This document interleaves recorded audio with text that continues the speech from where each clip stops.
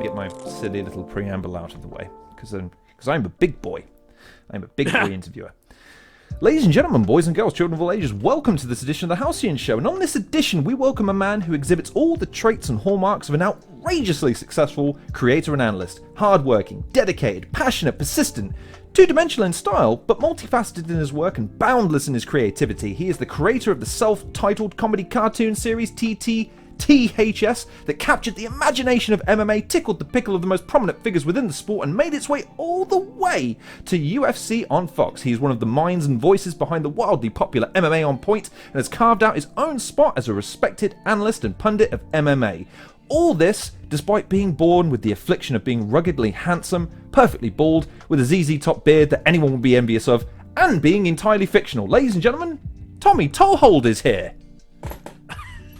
That intro, that my funeral will not have a better speech than that. That was about as good as it gets, man. You say that. We got to jump right into my favorite thing of yours, which is, I have to ask the question if they're written or not, because your cartoon series, again, just off camera, we were talking about the fact that I was watching your Street Fighter review as Nick Diaz. And yes, the idea that one would feed Carlos Blanca steroids and make him watch YouTube videos to turn him into Joe Rogan was just bloody brilliant. And I have to understand how one follows a meta path that allows them to reach that conclusion, because it was funny, it was inventive, and then retrospectively, it made all the sense in the world. So, how does one do that? So that particular video I did write. Most of my videos are written as well. And as far as the process goes, there's nothing that I do beforehand to sort of preempt an idea. I just kind of jump right into it, especially with Tommy at least. So with the comedy videos, like the one you just talked about, in that regard, I had to watch the movie again, of course. But then after that, I essentially just went through the movie from start to finish as if I was Nick Diaz in my head, and it just sort of flows from there. There was nothing really that I had considered. Actually, writing those scripts in particular, the movie reviews, was really a quick process. It's some of the other videos I do or have done in the past that I would sit there for a while and think, okay, how do I want to word this, or what would be the funniest thing? But for something like that, I don't know why, it just flows out very easily for me. So if it didn't take so much time to screenshot, that's actually the part that takes the most time with those videos, is screenshotting the movie clips. If that didn't take so long, I would make Nick Diaz hitter reviews every day, because I love breaking down movies in a silly way like that, and through the lens of my Nick Diaz character, which that's the other part of this. Like, I've been doing that character for a decade, so when I was doing those reviews, it's like, you know, it just flows right out of me like it was my own thoughts. It's not like I have to think about, okay, what would Nick do here? Because I've been doing that character for so long, even though it's not really Nick, but it's like my version of Nick in my head, I guess, if that makes any sense. Makes perfect sense. I mean, the question I have in relation to that is not just the silliness of the statements and the jokes. It's also comes from, because I heard your explanation of where the name Tommy Toehold comes from, and one of the things that you said was that it was alliterative. It had a nice flow to it, and that speaks to a love of language. It speaks to a love of English. Has that something that's always been present in your life? Have you always had a fondness for either English or just language in general, or is that something that you developed as you progressed in your vocations, and then you got into this wacky world of MMA through that exhibition of comedy as an extension of language? Oh no, it's always been a huge part of my life. When I was younger, I was super into books and reading. So it was kind of funny because the family I grew up in and the types of kids I hung out with, it was like, why are you reading a book? Like, let's go do something, let's go outside and, like, I don't know, throw something at the house. Like, it was never like, what are you doing reading a book? So I always kind of got teased about it as a kid, because we would be doing all these other things. And then when it was time to chill out, I was like, oh, let me read Jurassic Park, even though I had no idea what I was reading. But I was so obsessed with that franchise as a kid. And that kind of carried over into not necessarily school, because I didn't really try in school, only because that particular aspect of it came so easy to me, not to sound like I'm being braggadocious about it. It just was one of those things that it just naturally clicked with me. And it was only when I got into college that I realized, oh yeah, I should probably be an English teacher, because this is something that has been something that I've focused on a lot in my own personal life. I really enjoy, and I feel like I could convey to others. And I was also a football coach at that time, and I really wanted that to sort of be my career path. So being a teacher also just made a ton of sense. And so that kind of set me up for this eventual turn to comedy writing and Tommy, because I'd been doing this sort of thing my entire life just for myself, but not really in any kind of performative way or in a way that I thought I could monetize, besides, of course, eventually being an English teacher.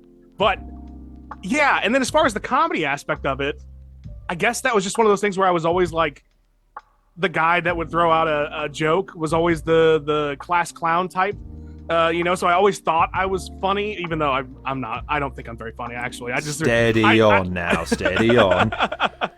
But I was always that guy that would attempt to make people laugh.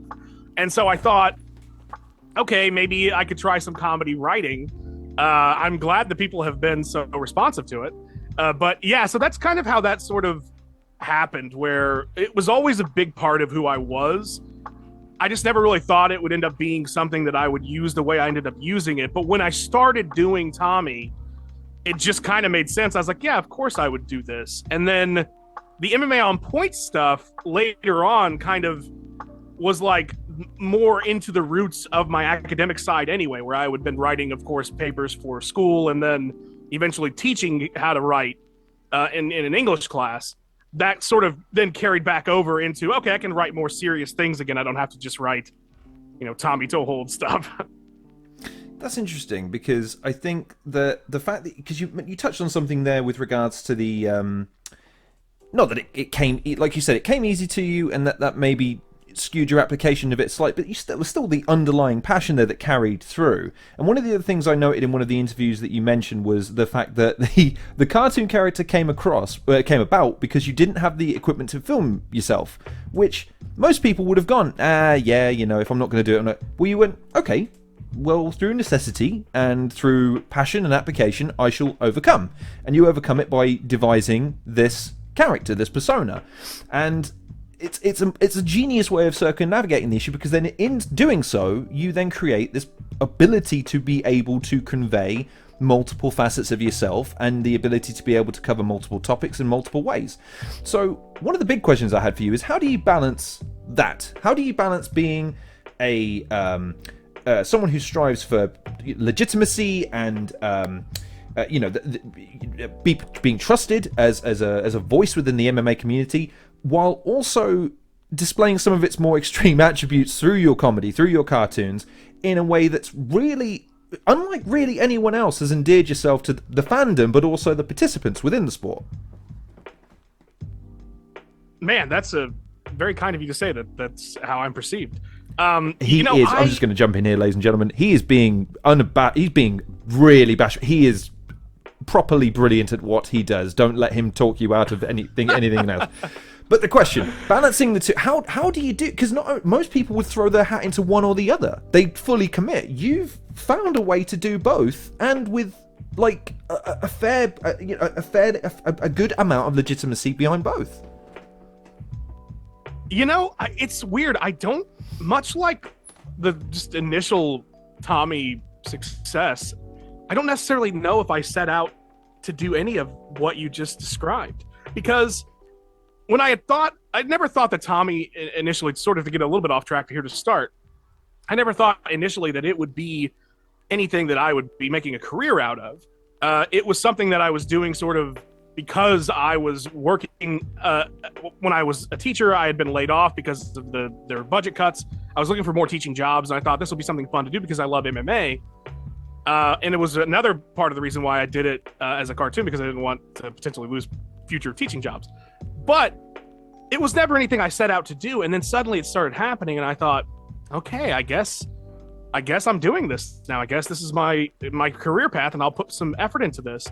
And then then with to your actual question, when it came to starting to make the type of content that I've made for MMA on Point, where it's a lot more serious, could be a lot more deep dive, and I'm trying to, you know, show my legitimate knowledge of the sport and trying to give, you know, these perspectives. That was also not really planned, because I didn't even plan on joining MMA on Point.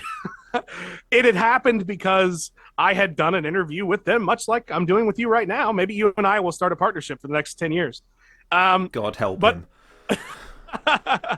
I started by doing an interview with them, and they were like, hey, would you want to write a list for us one time or something? And I thought, you know, it sounds fun. Sure. And then it evolved from there. And so it was never my intention to have this dual nature of Tommy. As a matter of fact, initially I was a little bit skeptical that anybody would be like, oh, aren't you the guy that just makes these stupid cartoons? Like, why are you talking to us about anything? Luckily, that wasn't the case. But yeah, it's weird. I didn't really expect to have either one of those together, and it just kind of ended up happening that way. I really lucked out. Much like it's so much of what I've done through all of this, I feel like, wow, I got really lucky here. You know, and that is one of those things where I really do feel that that's the case here too, because it could have easily been where people would be like, dude, you've made these stupid cartoons for years. Why would we listen to you about anything else? So the fact that it has been embraced as it has is pretty crazy to me. But again, it wasn't really anything I'd thought through intentionally. It was just, okay, I need to do this now. I'm working with MMA on Point. Let me give this my best shot and see where this goes. It's interesting you say that, because one of the things that you mentioned in, I keep referencing other people's interviews. Don't go watch them. Only watch mine. But before you go and watch everybody else's, one of the things you mentioned is, because I noticed this, and then some other dastard asked the question about how you do your cartoons, or how you did your cartoons, in such a way that and look, I hope I don't offend anyone by saying this, the MMA community is notorious for people getting hurt feelings about stuff and then it not ever getting back to the person who said the thing that supposedly offended the thing. Ariel Helwani tells millions of stories. Luke Thomas tells millions of stories about offending fighters and never really understanding why. And there you are, lampooning them, and sometimes in not the kindest of ways. And yet I remember you saying, well, yes, but I have this logic that I apply, an approach that I use, and I write this line very finely, and I do find that happy ground between speaking to the audience, saying something that is true to a certain degree, but comedic ultimately in nature, and in a way that the fighters and the participants find endearing. That's incredibly rare in the space. So there must be some consideration, or at least some philosophy that you employ that allows you to find that line, and that I would argue you're employing to some degree, even if it's subconsciously, with regards to a comedic character that you're right, no one's meant to take seriously, versus a trusted voice as an MMA analyst. There must be something that you kind of either revert to or that you seek to employ in those circumstances that allows you to maintain that credibility in both worlds. Wow, that is an that's amazing. What an interesting analysis. You know, I don't know, when it comes to the respect part, with in regards to making fun of these fighters, I feel like there was always a certain line that I wouldn't cross. And it was specifically about the fights themselves. I would never make fun of a fighter for a loss or for something bad that happened to them during a fight, because those are the things I feel like people get upset about. And which is interesting that I say that, because in doing what I've done with MMA on Point, there have been times where I need to talk about losses, specifically about the fighting, and it is something that that is something I am conscious of, where I don't ever want to come off as too disrespectful. And sometimes it can be tough, because some of these lists, like I think I did a list one time that was 10 fighters that just gave up. That's a hard thing to say about somebody.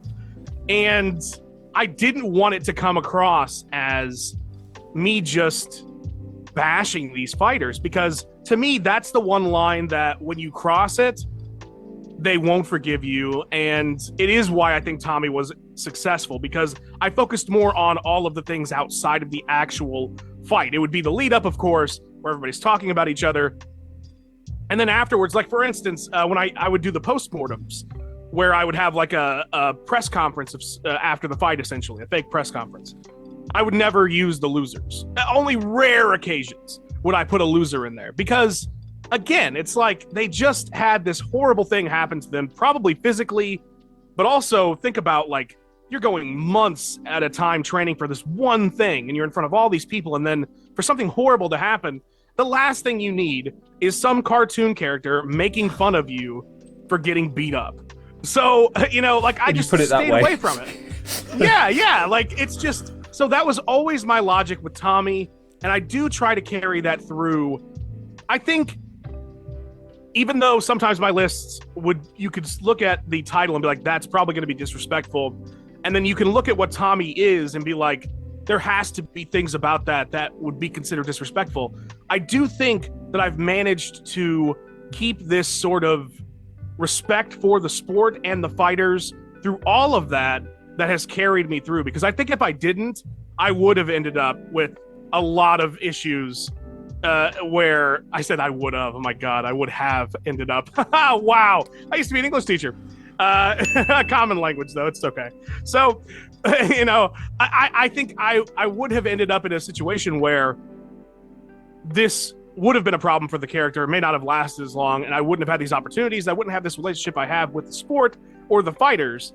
So I do think that is important, that I kept that level of respect. And that is something I am conscious of, and I do try to maintain no matter what I'm doing. And that's saying something, because with the anonymity comes the temptation, I presume. Because, I mean, I obviously you hold yourself to a very high account. You have editorial as well as moral authority over the content that you produce, so that you're conscious of things that you're producing when you're producing them. But in an age where people just say whatever they want to say to get noticed, it must have been tremendously tempting at some stages to be able to utilize the fact that really you can get away with saying pretty much anything and don't, well, look, it's the character, it's not my personal opinion or anything. And yet you've held yourself to an account, and that's, again, I think that's lent itself, because the fact that people, they get that it's never mean-spirited because it's never punching down. It still speaks to a truth, so you're not mollycoddling the audience.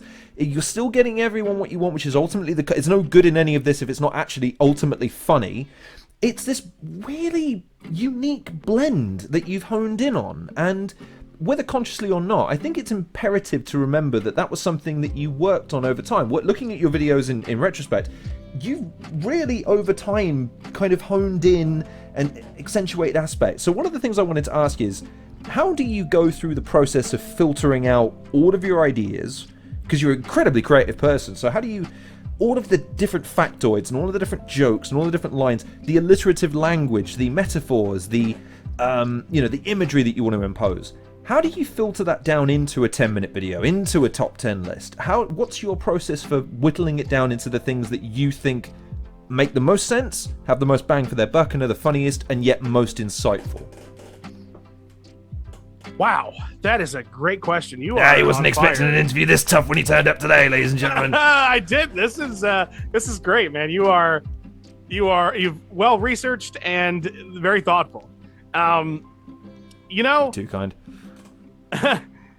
It's difficult because when it comes to the comedy, at least initially, those were things that a spark of an idea would hit me, and then it would just sort of flow from there. So it would be like, wouldn't it be funny if I had GSP and Nick Diaz having this conversation or something?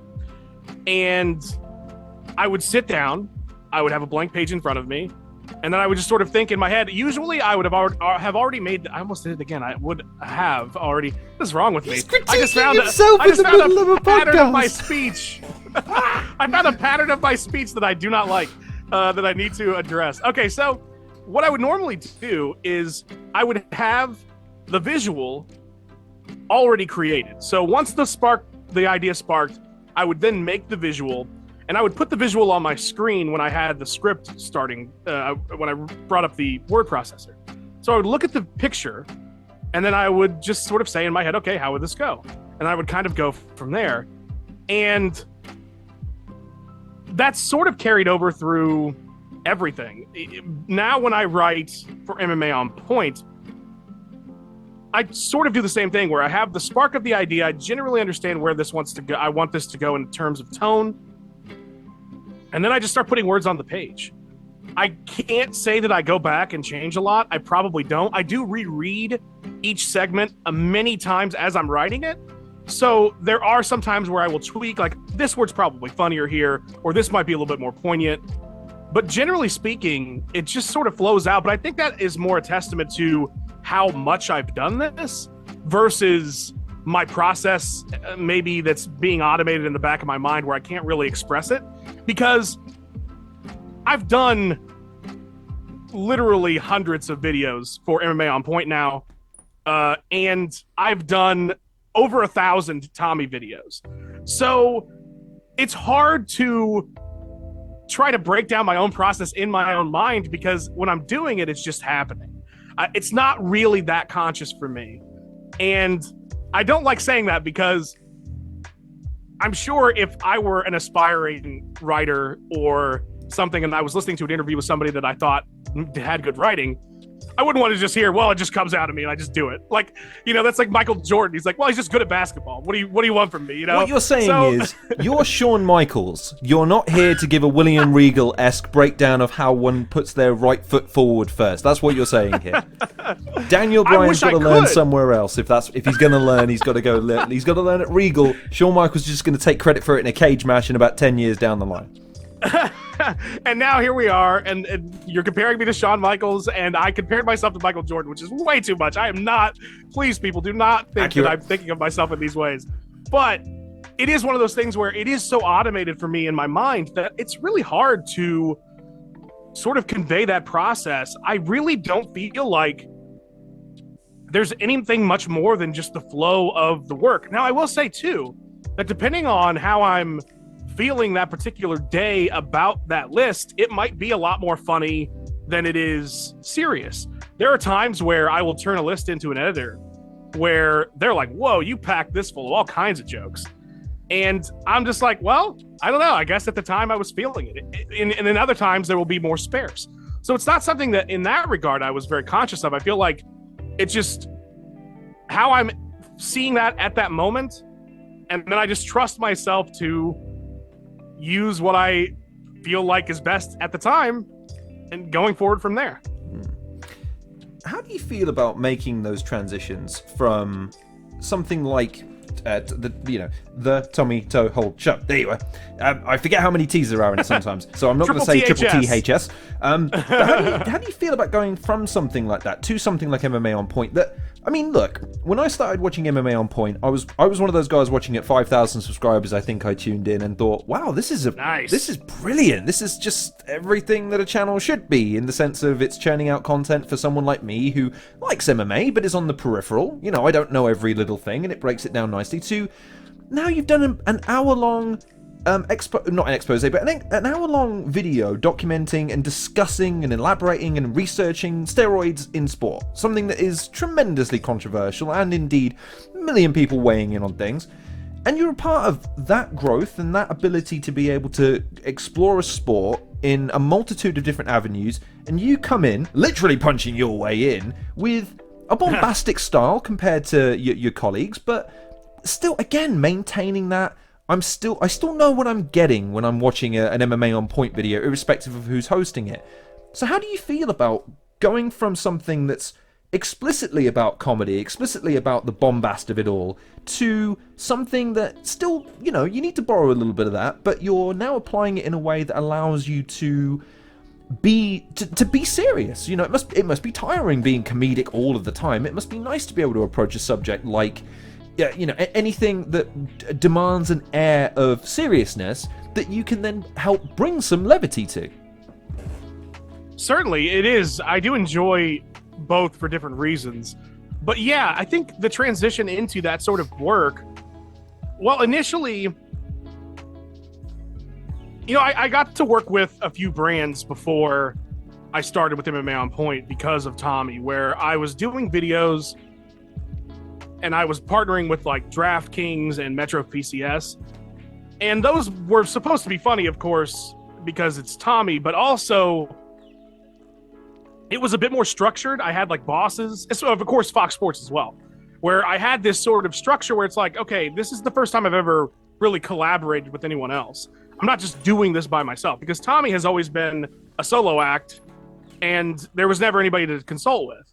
So when I started doing these other things and I had these other people involved with it, I really got that sense back of when I was a coach and when I was a teacher, where it's like, okay, this is a community. We're working together towards something, and I want to please these people. I want them to be happy with what they got.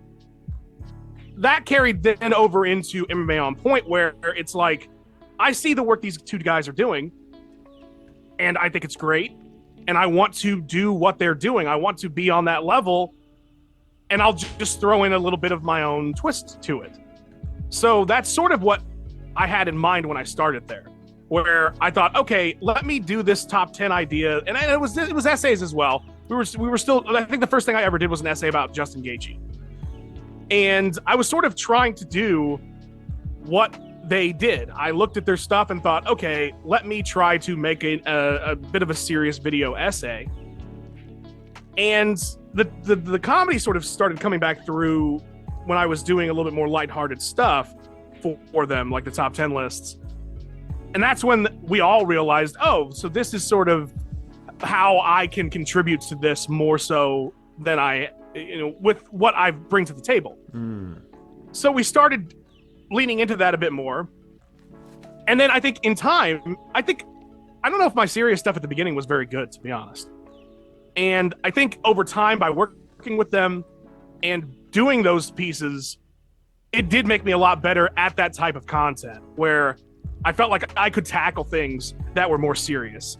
And I could do something like the UFC 1 rigged video, which is still my favorite thing I've done with them, where I could break this all down in a way that is not just me telling jokes every 5 seconds, and that people would still be compelled by. So I think that part of it was a bit of a process, but it was born of me wanting to make this partnership work, because I'm just a team player by nature. Speaking to the team player aspect of that, then, I have to ask an impossibly serious question now, and one that demands your utmost sincerity. Just how much free shit am I going to have to give away to be a big channel? And if for those of you unaware, that was in a 3-minute interview that Tommy Toyle gave on his channel, where he detailed the tenets of success of any YouTube channel. And the number one most important thing, you must give away lots and lots of free shit. But he didn't specify how much. I want the answer. How much free shit? And what kinds of free? Is it t-shirts, mugs, pens? Are there stuffed animals? Am I going to have to get a gun to fire the t-shirts at people? Give me the template for success here. That is so funny. I almost forgot about that. I'm almost being serious. I want to know. You know, it's funny. When I was doing Tommy and I had that segment, I feel like I'd had a couple partnerships. I had this guy that was making merchandise for me, and we were giving away some of those. And it was successful, I feel like. That was a pretty decent campaign in terms of the t-shirt. And then I also had a few partnerships where I think for a little while I was with Gamma Labs, long before they were sort of known as like the YouTube partner type thing. Now I feel like they're so closely associated with streamers and YouTubers, but at the time I don't think they were that big. And we were giving away bottles or whatever of their stuff. It's interesting, like, I don't really know, not to say anything negative about Gamma Labs or anything else, I don't really know how much any of that actually helps. I don't feel like it helps at all, actually. It is one of those weird things where it can be fun if you have the ability to do so. Like the t-shirt guy I had, he set that all up. He was like, hey, I'll ship them out. We'll give people some for free. And he was paying for it. So in that regard, I was like, sure, let's give people some free t-shirts. But as far as actually helping, yeah, I don't know. I don't think it did. I think it was me trying to make a commentary on the types of channels that just I had to ask, because one of the things that and this is why it tickled me so bad when I started my channel. One of the things I did, I ordered a bunch of t-shirts and mugs to give away to people, and I gave I think it was 30 t-shirts and 35 mugs away, and I gained about 2 subscribers, and one of them was my dad. I'm like, wait, you're not already subscribed? I had to give you a t-shirt and a mug to subscribe to you son of a bitch. That's your Christmas presents now, asshole. But it was so funny to me that was something that, I know it sounds ridiculous, and if for people that haven't tried to start a YouTube channel and get any traction, that must sound ridiculous, but genuinely, you try everything when you get started to get noticed and just get some traction, to just someone notice my content. So my real question, that was kind of a joke, but my real question is, how did it feel, just personally, when you started gaining traction, when you first started realizing that people not only notice what you do, but they hold it in high regard? Now, of course, you've gone on to a tremendous success since, but just talk to me about those early sensations. Like you mentioned, I could maybe do this. This might be becoming something. But just, how did that feel? Just from a personal standpoint? To be entirely honest with you, it feels exactly the same right now doing this interview as that did initially, where you even being here talking to me and saying these things about me like I'm some kind of special person, I hear it in my head and I'm like, this is just insane. How did this even happen? And that's how I felt at the beginning too. When I started doing Tommy and I started putting it out there, and I got traction really fast. And I will say, a bit to the more aspiring YouTuber side of that before I get into how I personally felt. 2012 in MMA was a completely different place than it is now. If you were trying to start something now, it has gotten so big and so flooded with people, good luck. It's going to be impossible. But in 2012, that was not the case. There was nobody doing anything. It was such a small community. And so you're talking about, I want to say within the first 2 months that I got a call from Bruce Buffer. I got a phone call from Bruce Buffer within 2 months of starting Tommy. And that's not normal. That shouldn't have happened, and it wouldn't happen again. So to get back to the personal side of it, when that happened, when I got a message from him and he said, hey, what's your phone number? And then my phone rang shortly thereafter. It was insane. I didn't know how to feel. I was like, this is crazy. You're Bruce Buffer. You're a guy I watch on TV all the time. Why are you talking to me? And I just thought, well, this is crazy. I couldn't believe it. And it's funny because I remember telling my mom that I got a call from Bruce Buffer, and she was like, I don't know who that is. She just didn't, Sorry, I can't anymore. He's speaking so much truth right now, because that's such the experience of, hey, man, I got 100,000 subscribers and so likes me. Entire family. Who's that? Yeah. So that's very true. If you want to do this type of thing, be ready for a lot of those reactions, because you will get them. It's definitely a humbling experience, especially when they're like, my other favorite is when I'm talking to extended family about MMA specifically, and they're like, oh, isn't that pro wrestling? Oh. And I'm like, oh, you don't know anything about what I'm doing then. Okay, got it. I mean, God bless him though, but that is, so you too? Oh man, I can't tell you the number of times I haven't, like even this one, I scored this interview and I told everyone, like, my God, Tommy, what's going on? And everyone within my inner circle, sorry, Tommy who? Isn't he a Power Ranger? No, he's it's the eternal struggle for the adulation of people we'll never meet, but yes. That's fine.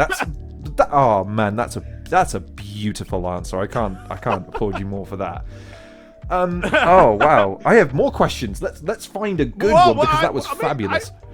Oh no, you're good. Well, back to your initial question though, about how it felt. Again, it's sort of has always been this way, because after that, it was not that much longer before I got a retweet from Joe Rogan, and he followed me, and he sent me a DM and said I'm a genius. Like, it's weird to get that stuff. It's like, what is happening? And then shortly after that, I got a call from Dana White, and he's like, hey, I want to fly you out to Vegas and I want to talk to you. And it's just like, what is going on? So I've always felt like that.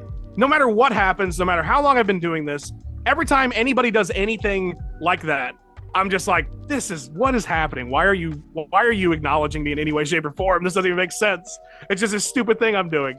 So that's how I've always felt, and I don't think it's anything I've like tried to cultivate a feeling of. It's just, this is just, I guess, my personality. I've always felt like, man, this is so silly that anybody would even care about any of this stuff that I'm doing. That's insane, man. I mean, the question, I can tack on a question to that because it will hopefully allow us to explore this a little bit more.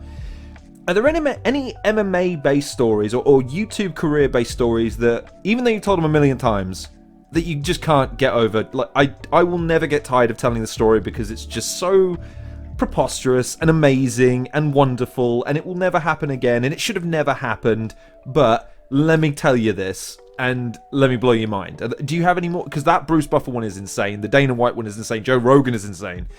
Are there any others that really just, you go, dude, past me, you are not gonna believe the fucking bullshit I'm about to tell you, but ...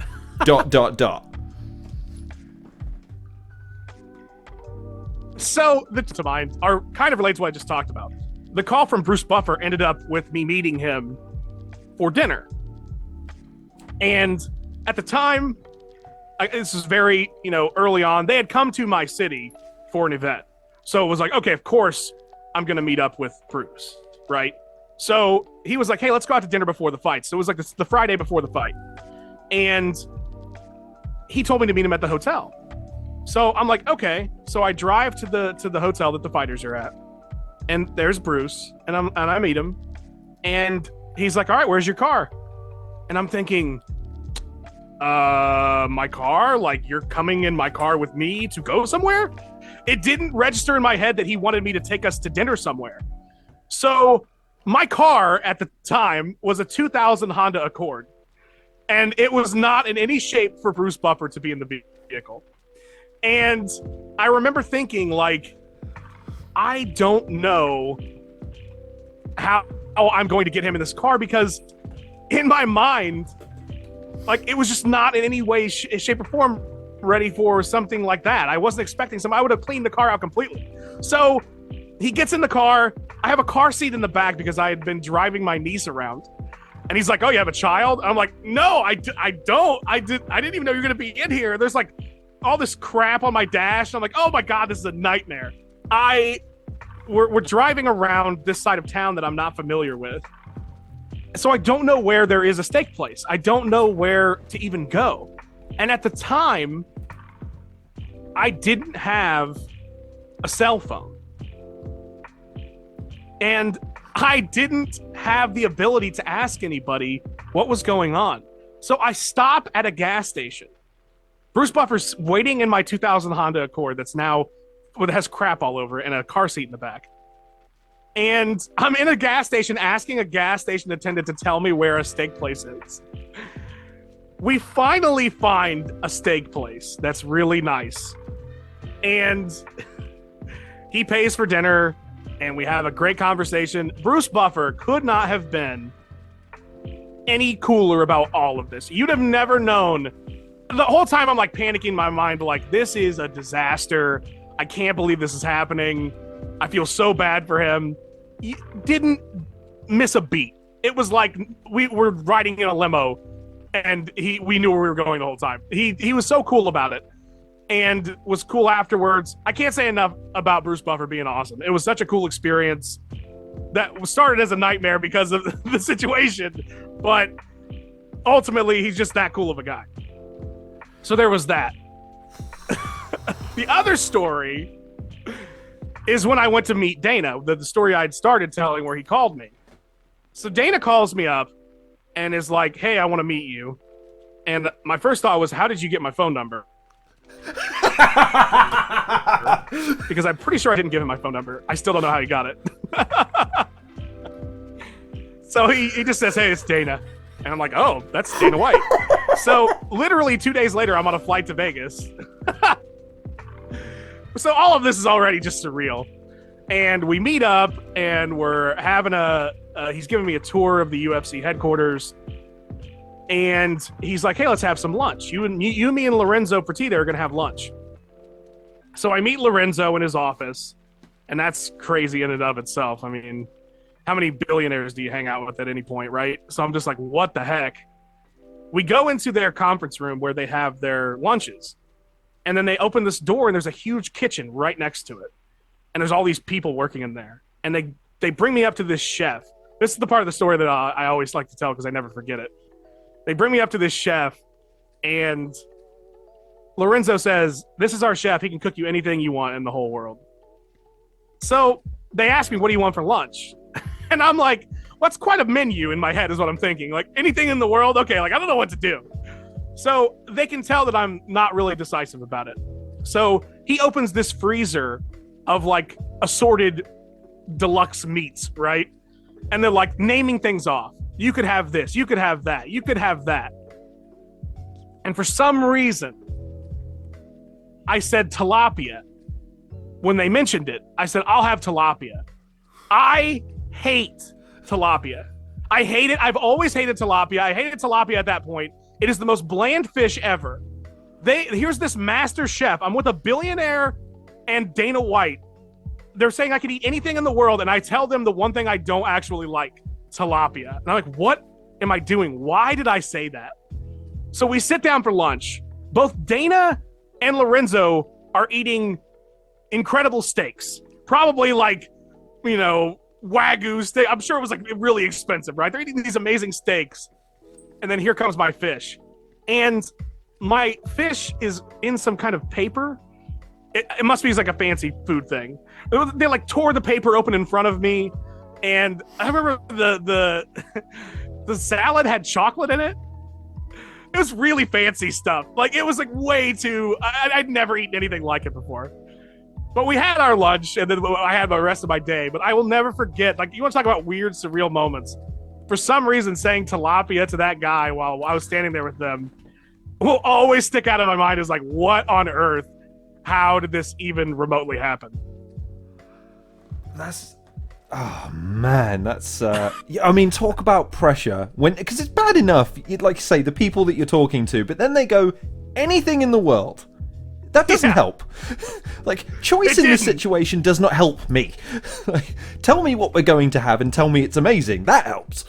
Okay, I have to ask then, how, being in the presence of those guys, like, how do you manage yourself in that situation? Because like you say, this is something you never anticipated. This is something you didn't prepare for. This is something that you go, I guess I go in and I see how it goes. Like, how do you approach something like that? How do you even begin to contain yourself? Because you must have been on edge or nervous the whole time. Well, very much, for so many reasons. One, they didn't tell me why I was there. Dana said, I want to meet you. That was it. That's all he said. Wait, so he said, I want to meet you. Thinking it could have been bad? I didn't know what it could have been. I had no idea what was going to happen. He said on the phone, well, the phone call was so brief. He said, I want to meet you. Can you come out on Thursday? And I said, yes. He said, my person will take care of that for you. We'll give you all the details. And then I got a message like, not that much later, for an email explaining, okay, here's your flight, blah, blah, blah, blah, blah. And the thing is, I don't travel very much. I live in the Midwest of the United States. I've lived there my whole life. Any vacation I've ever gone on was in a car. So I've been on a plane like twice in my life. So here I am, and never by myself at that point. So, it's like, okay, I got to get on a plane by myself. They're super early in the morning. I've never been to a terminal by myself. I don't know what I'm doing. I'm flying out to Las Vegas. I've never been to Las Vegas. And I have to apparently go to meet Dana White, and I don't know what for. So already I was a bit like, I don't know what's happening here. But you just kind of flowing with it in the moment. I get to Vegas. They had a car for me, which was crazy. I was like, this is so weird. They didn't tell me that part either. I got there, and there was like a guy waiting for me when I got off the plane. And was like, had a little sign that said Tommy Toehold. And I'm like, oh, this is for me. And the guy drove me out. And So at that point, I had an hour and a half to wait to talk to Dana. So you want to talk about stewing in your own thoughts. I get there, and they're like, okay, well, it's gonna be a while. So if you want to go get lunch or something like that, or breakfast. So I was like, well, I don't even know where I would go. And they said, well, there's like a burrito place down the street.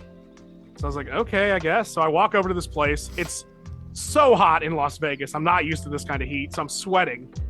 And I eat whatever. I think I had like a breakfast burrito. It was good. And I come back, and I'm sitting in the lobby for at least an hour, I think. And again, I'm just kind of stewing in my own thoughts. Donald Cerrone walked in with a bunch of women, and I was like, that's Donald Cerrone. That's Donald Cerrone with a bunch of women, which was weird. I didn't say anything to him because I thought, well, I'm sure he's not expecting some fan to run up to him in the middle of at the UFC headquarters. And then finally, they're like, Dana wants to see you. And I'm like, okay, let's do it. So they walk me up to this gym, and I open the door to this gym, and Dana is doing dips. And he jumps off the dip bar, and he starts doing my impression of him to me. He starts doing an impression of himself to me. That's the first thing that Dana does when I see him. And I'm just like, oh God. I'm like laughing. I don't even know what to do. And I shake his hand in the most awkward. We do like this handshake /5/ I don't know what was happening, but it just kept going on. And I'm like, what's going on? We didn't plan any of this. Why is this happening with my hands? And it was so awkward. It ended so awkwardly. I was like, oh God, this is terrible. And then I can't remember what I said. It's something very awkward after that about, well, first of all, they had me do the voice right then. He was working out with somebody else, and he was like, do Tommy Toehold. And I'm like, okay. So I just start doing it, and they're all laughing. And then he's like, I'm going to take you on a tour of the building. And I'm like, great. Oh, great. I said, it looks so much bigger inside than from outside. It was like a really awkward thing to say. I don't know why I said that. Anyway, so at that point, I'm still like, I don't know what's going on. But he had just got done working out, so now he needed to clean up. So they put me in another room by myself after I just had that weird exchange for more stewing in my thoughts about, God, did I mess that up? What was that? Why did I do that with my hand? What was that handshake? And then finally, he comes in and is like, hey, let me show you around. And that was the point where I was able to calm down a bit, because talking to Dana in that regard, it was kind of weird. It was just like we were a couple dudes. Like, it didn't really, at that point, I wasn't like, man, I'm talking to Dana White. It was just like another guy. Like, it was so weird how that ended up happening, that level of comfort. Up to the point of the tilapia. The tilapia thing was just, I think, a weird, because I was put on the spot. I didn't know what to do. But even the lunch itself, like you said, you would think you're sitting there with Dana White and Lorenzo Fertitta, and it didn't at all feel weird. We were just talking fights. We talked about Mayweather was going to fight Canelo at that time. And they were going on and on about how smart it was for him to fight him now when he could beat him before he got too good. And we were talking about how I got into the sport and all these other things. That's when Dana told me, he said, we were gonna fuck with you. That's what he said. I said, oh yeah? He goes, yeah, we were gonna come in here and you were gonna sit down. We're gonna have a bunch of lawyers talking about how we're gonna sue you. That's what he said. He said that we changed our mind about it. We decided not to do that. I thought, well, that's good. I'm glad you didn't bring me here to scare the shit out of me. And you know what, man? We toured the rest of the place. I met the rest of the executives. And he was with me the entire day at that point, all the way through, to the point where he was late to something that he had to film. He was filming some poker show. And he was like, well, I'm really late to this, but whatever. And then, we were just hanging out. And he's like, yeah, sorry, no big deal. And then, of course, I got to meet him again later. After that, we were at an event together. That was also pretty surreal. That's where I got the Fox job. But the whole point of them wanting me out there was about Fox to start with. I should probably mention that. That was the actual reason, if you're wondering why they flew me out, not just to meet me. But, yeah, man, it was weird. It was definitely a weird feeling, but I was surprised at how comfortable I was with them when we were actually eating lunch. Like, it really did just feel like I was hanging out with a couple guys. Didn't feel like any kind of business meeting, or that these people were like people I should be in awe of. They were very chill. I mean, top that. Anybody out there with a celebrity story, that's, yeah, Oh man, how would you even begin? Because everyone knows in those situations, man, and we've all been there, maybe not with celebrities, but with people we respect or we hold particularly high regard or idealize, you just say stupid stuff. Like, again, just to throw myself in this, I once thought one of my dad's friends was Jason the Red Ranger. I was 5 at the time, I want to preface that. I wasn't 25.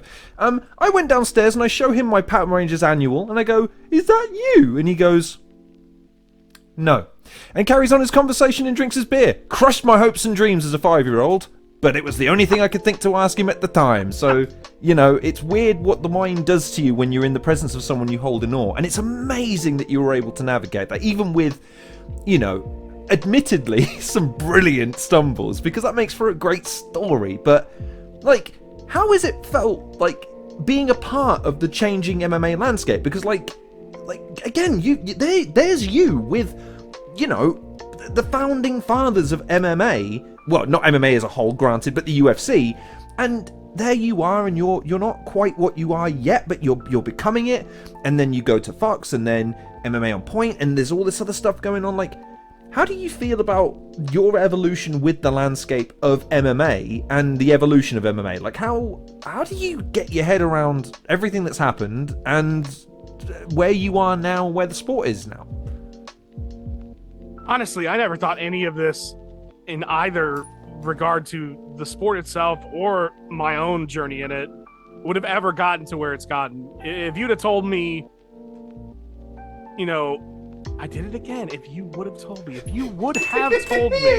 what is happening? I have just found this and I hate it so much. I can't even tell you. I think what's happening here, ladies and gentlemen, is he's been in a room with Dana White and Fertitta. I mean, I am an imposing figure. I am, you know, impossibly imposing and intimidating, and we have to begrudge him. Just listen, if there's any grammatical errors from here on in, you can blame me, not Tommy. Okay. Thank you, internet haters, for your comments in the book. I know how much you love grammar, but as you were, sir. Utter horseshit, I know. Sorry, I couldn't help myself. That's great. I love it. So, yeah, I never thought that Tommy would get to where it did, nor the sport, to be honest. I really had a negative view, not of the sport itself. Of course, I love the sport, but of what society thought of the sport. I never thought it could be this mainstream. Not until after Connor, and Ronda, where it clearly sparked interest in a lot more people. But before that, I was not thinking that this was even remotely possible. I thought it would stay this little niche forever. And in regards to my own success, I definitely never saw that. Like, back in 2012 when I started this, if time traveler me came from the future and told me everything that happened, I would say, there's no way. Absolutely not. There's none of this has happened.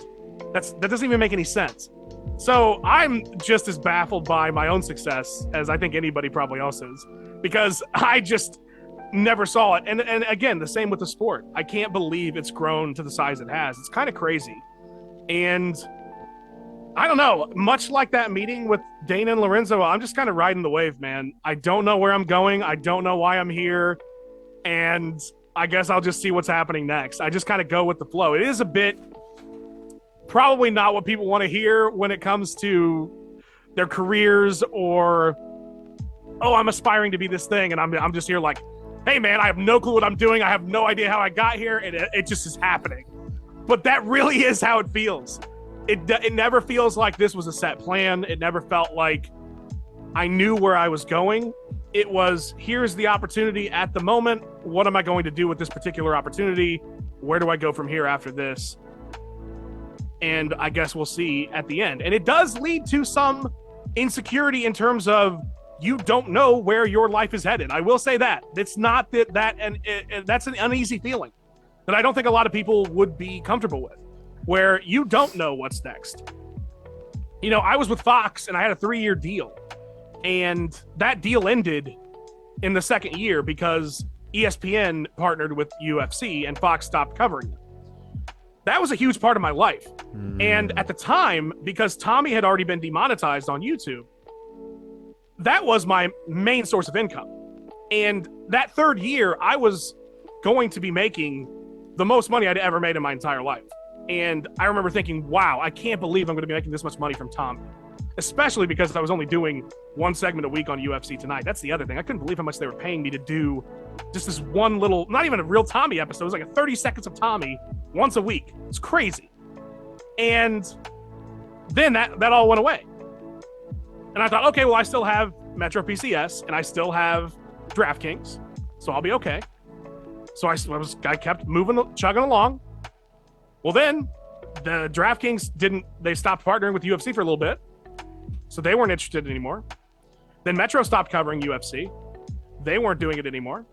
So it's like, oh, okay, well, those income sources are gone. Tommy's demonetized. So I'm going to have to figure something out soon. Then I did an interview with MMA on Point, a podcast interview, and suddenly I'm making money through them and from them. I'm like, oh, okay, well, I guess this is now where I'm putting my focus because this is where the business has gone for me. So it is one of those things that if you're going to get into this type of work, you better be prepared for some roller coaster because it is so unpredictable. I could have never predicted the sport. I did it again. I swear to God.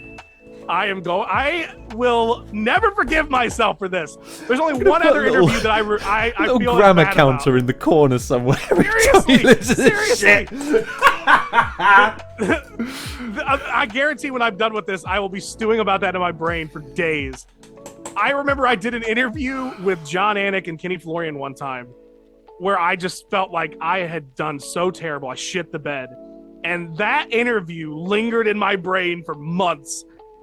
These stupid little mistakes of mine are going to bother me. But anyway, back to my my point before I said something stupid.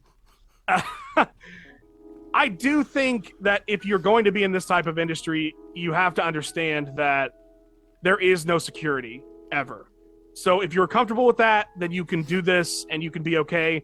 But even the biggest of channels, I would never feel comfortable knowing what I know about the sport or just in general being a content creator. And, I'm not acting like I'm some huge, I'm not. There's way bigger channels out there, of course, right? There's way bigger people that make a lot more money than I ever have. I'm gonna edit that last part out. I'm gonna edit all this part. This whole bashfulness, this whole humility thing doesn't work for me, brother. I'm cutting it. But I've seen enough now, and I've made a living long enough in this to know that any of this can be taken away in an instant, and you're gonna have to figure that out. So if you've got bills, you got a mortgage, you got family, there is a real possibility that out of nowhere you're not going to be making any money anymore. So it's not for the faint of heart. It's certainly one of the bigger stresses of this type of journey.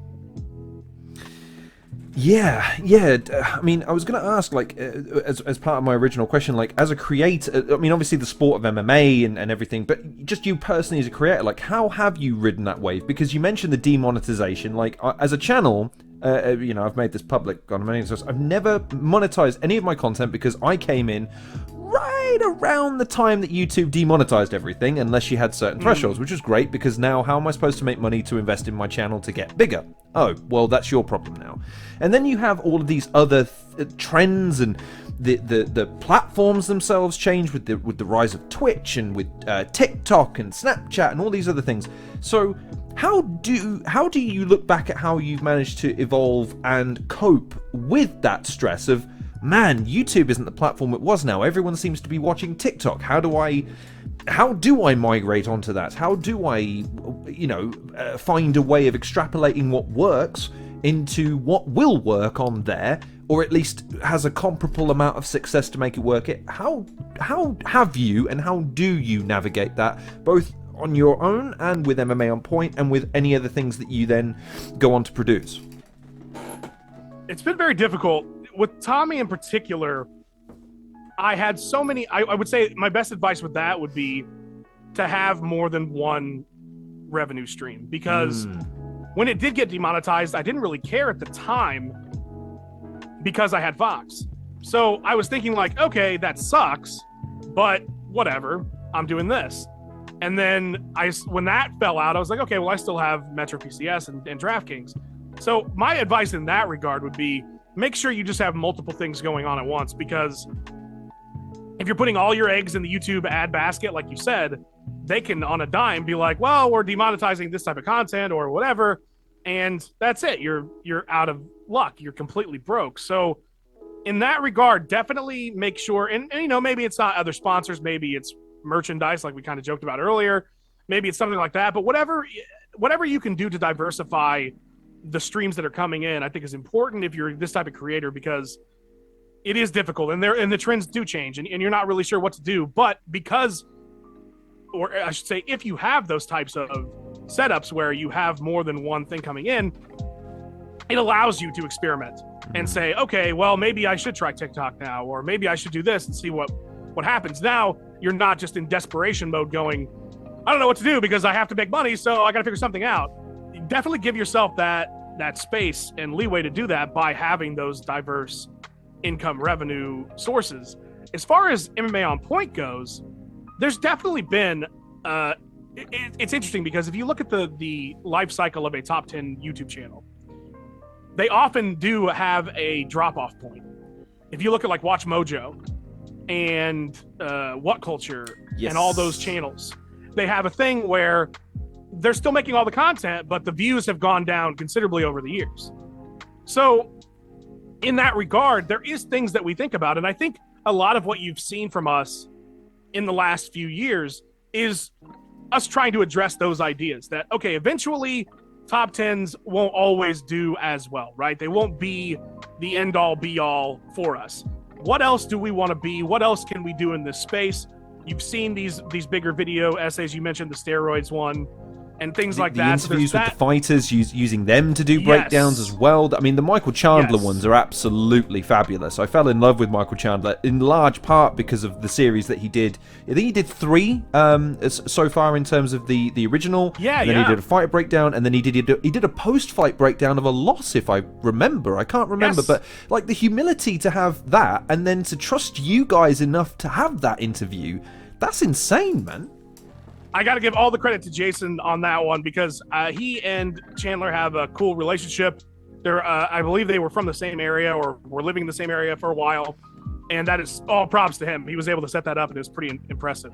But I agree with you that like that's the kind of content that is more, I feel like, future proof versus, again, and not that we love top 10s, we do them, we still do them. I'm literally writing one. I was writing one before we started talking. And they're still the bread and butter. I still love them. They still do well. But you have to understand the type of content you make, the genre that you're in, and the trends in it. Because if you don't, you might end up in a bad spot. Now, Tommy is a different thing. I'm pretty sure I could just do Tommy as is forever. I have thought about some other things. I actually have worked on a few other things. Potentially another thing coming up in the future, to be honest. Because I always do kind of like, I like going back to the channel. I wish I could do more on it, to be honest. But like that, I could probably do the same way forever, just because it's its own weird little thing. That's not a genre. There are other cartoon MMA people, surprisingly, but not like that. So I don't really have to worry about that. With this type of other content, if you're doing video essays or any of that stuff, you have to understand that the entirety of YouTube is that. It is that. Like, it is so saturated. So you have to find ways to convey your ideas in interesting ways. And so many props to the team over there at MMA on Point. I feel like they've done a really good job of coming up with new and fresh ideas for stuff for us to continue to grow with. But it is tricky, man. It is not an easy business staying relevant after you get relevant. So it's not just like, okay, I got there, woohoo, I'm rich now, everything's great. That is not the case. It is, all right, every day I have to maintain this because it can go away so fast. Yeah. Especially with I mean, trends come along, and you mentioned the top 10 thing there. I mean, like, What Culture was the big one for me because I was a massive fan of What Culture for a bit, and I'll tell you just what happened. I just aged out, man. I watched every piece of content. I kind of knew whatever every was going, and then it was like, I kind of want to see something different, and you start looking around, and you start looking for the familiar, but the point is, like, the fact that you guys have even lent any thought to that, rather than just, well, why? It's not broken. Why should we fix it? Right. Instead of, well, hang on a second. We've got all this passion. We've got all this talent. We've got all of these different avenues we can explore. Let's just prod Just a little bit here, a little bit there. And like you said, you've always got the top 10s to fall back on, because if nothing else, you can always new Coke, original Coke it, can't you? Just right. Okay, good news, guys. We have a top 10 list for you. Oh, thank God. And it goes back to normal. It can happen. And the fact that you guys have built a platform that does that has that, not experimentation, because that would imply that some of the content that you guys have released is experimental in nature, and I wouldn't say that. Every single video is produced to such a fabulous degree, and it all comes back to the writing and the presentation from you guys, and you specifically, because like you say, you come in with this. I know that the other guys aren't soulless, but you guys, you in particular, when I listen to a list of yours, there's a humanity there. There's just the hint of, just a little bit of, just an injection of morality with some of the videos where you talk about maybe a mistake that was egregious, or something that's like overtly, like, look, come on guys, let's just all admit that this was a bad thing, right? Or this was fucking brilliant, wasn't it? Like, how do you always remember to bring that into? Is that just naturally part of you? Are you just naturally an optimistic person yet scathing in what you see? Do you just not have that ability to be able to look the other way when it comes to things that displease you? Or is that something that you imbue as part of your character as Tommy Toehold, as someone who just notices everything and comments on everything? Yeah, I think it's just who I am. I don't think it's not anything I'm putting a particular effort into to try to cultivate. It's just how I am. And I think that's important for creators in general. Just be who you are. If you try to be somebody else, eventually it's gonna not work anymore. It's not gonna, or it's gonna come off inauthentic. That's the other problem. I think when you look at, let's say Colby Covington's a great example. Colby Covington, the great Colby Covington debate. He's such a nice guy behind the scenes. Roll camera. Oh, cunt. Yeah, like he clearly is cultivating a character. Now, he would tell you he isn't, but maybe Chael is a better example, since we all feel like Chael is very self-aware, right? They're cultivating characters. Yeah. They're doing this thing. And for Chael, it worked because I think the entire time it's kind of like wink, wink, nudge, nudge at the audience. Whereas do you think though, or do you think the audience really buys into? Because I gotta be honest, man, we have someone called Simon Jordan over here, and he reminds me of Chael Sonnen so much in that you guys know he's kind of a character, right? Right. Yeah, it's tough, I guess, right? Because now there's a lot more people like that out there, and it's blurring the lines way worse, where you're not really sure. At the time, I felt like, and maybe this is more my own personal experience with Chael Sonnen, where I felt like I knew who he was outside of that. Not that I know Chael. I'm not like friends with Chael. He did call me one time, which was weird. And he started talking to me as if we'd talked forever. It was hilarious. So I get a phone call from Seattle area or Westland or wherever, Oregon. And I'm like, what the heck? I answer the phone. And I said, hello?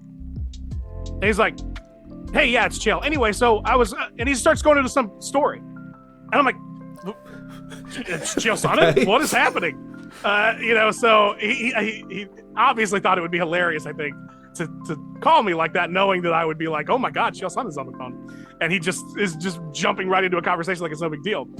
But yeah, so Chael to me is like an idea where it does work, but Colby is an idea to me where it doesn't. Now, that's not to say that Colby hasn't been successful, because clearly he has. And then there are a lot of people that do really like what he does.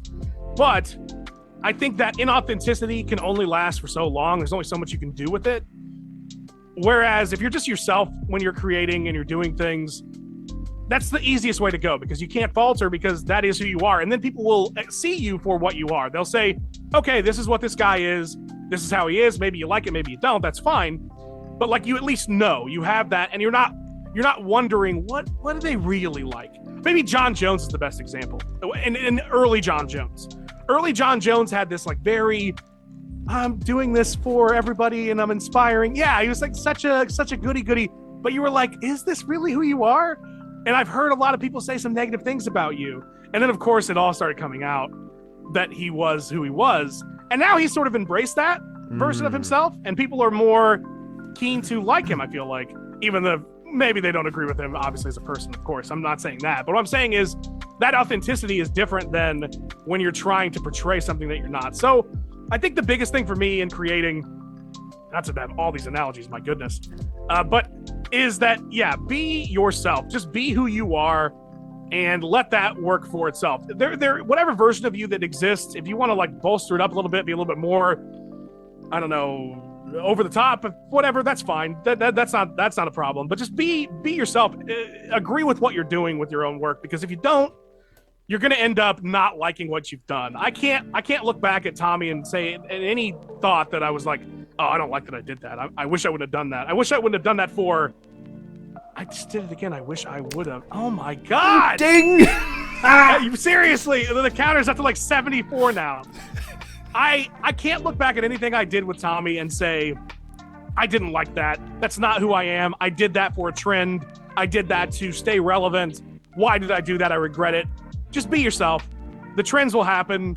You can grow with your the type of content that we talked about before. You know what a great example is? And because I know you're a wrestling fan. Chris Jericho. Right. Chris Jericho has, look how many versions of Chris Jericho have existed. There are so many iterations of him. He has reinvented himself a million times, but it's still Chris Jericho. It's always been Chris Jericho, just in different forms. Right. That would be my best advice. Be Chris Jericho, and you can't go wrong. You can reinvent yourself. You can do new things. You can try new stuff. But if you're always authentic to yourself, then you'll be good to go. You won't have any regrets, and people will see that authenticity. They'll feel it. Yeah, they often say in professional wrestling that the best characters are merely extensions of their own personalities turned up to 11. It's also the reason why, because I know people don't often hold a lot of respect for professional wrestling unless they're fans, but I always try and sell it like this. Okay, it's the psychology of storytelling in real time. And you might like it in Game of Thrones, you might like it in your reality TV shows, but they all come back to the same premise, isn't it?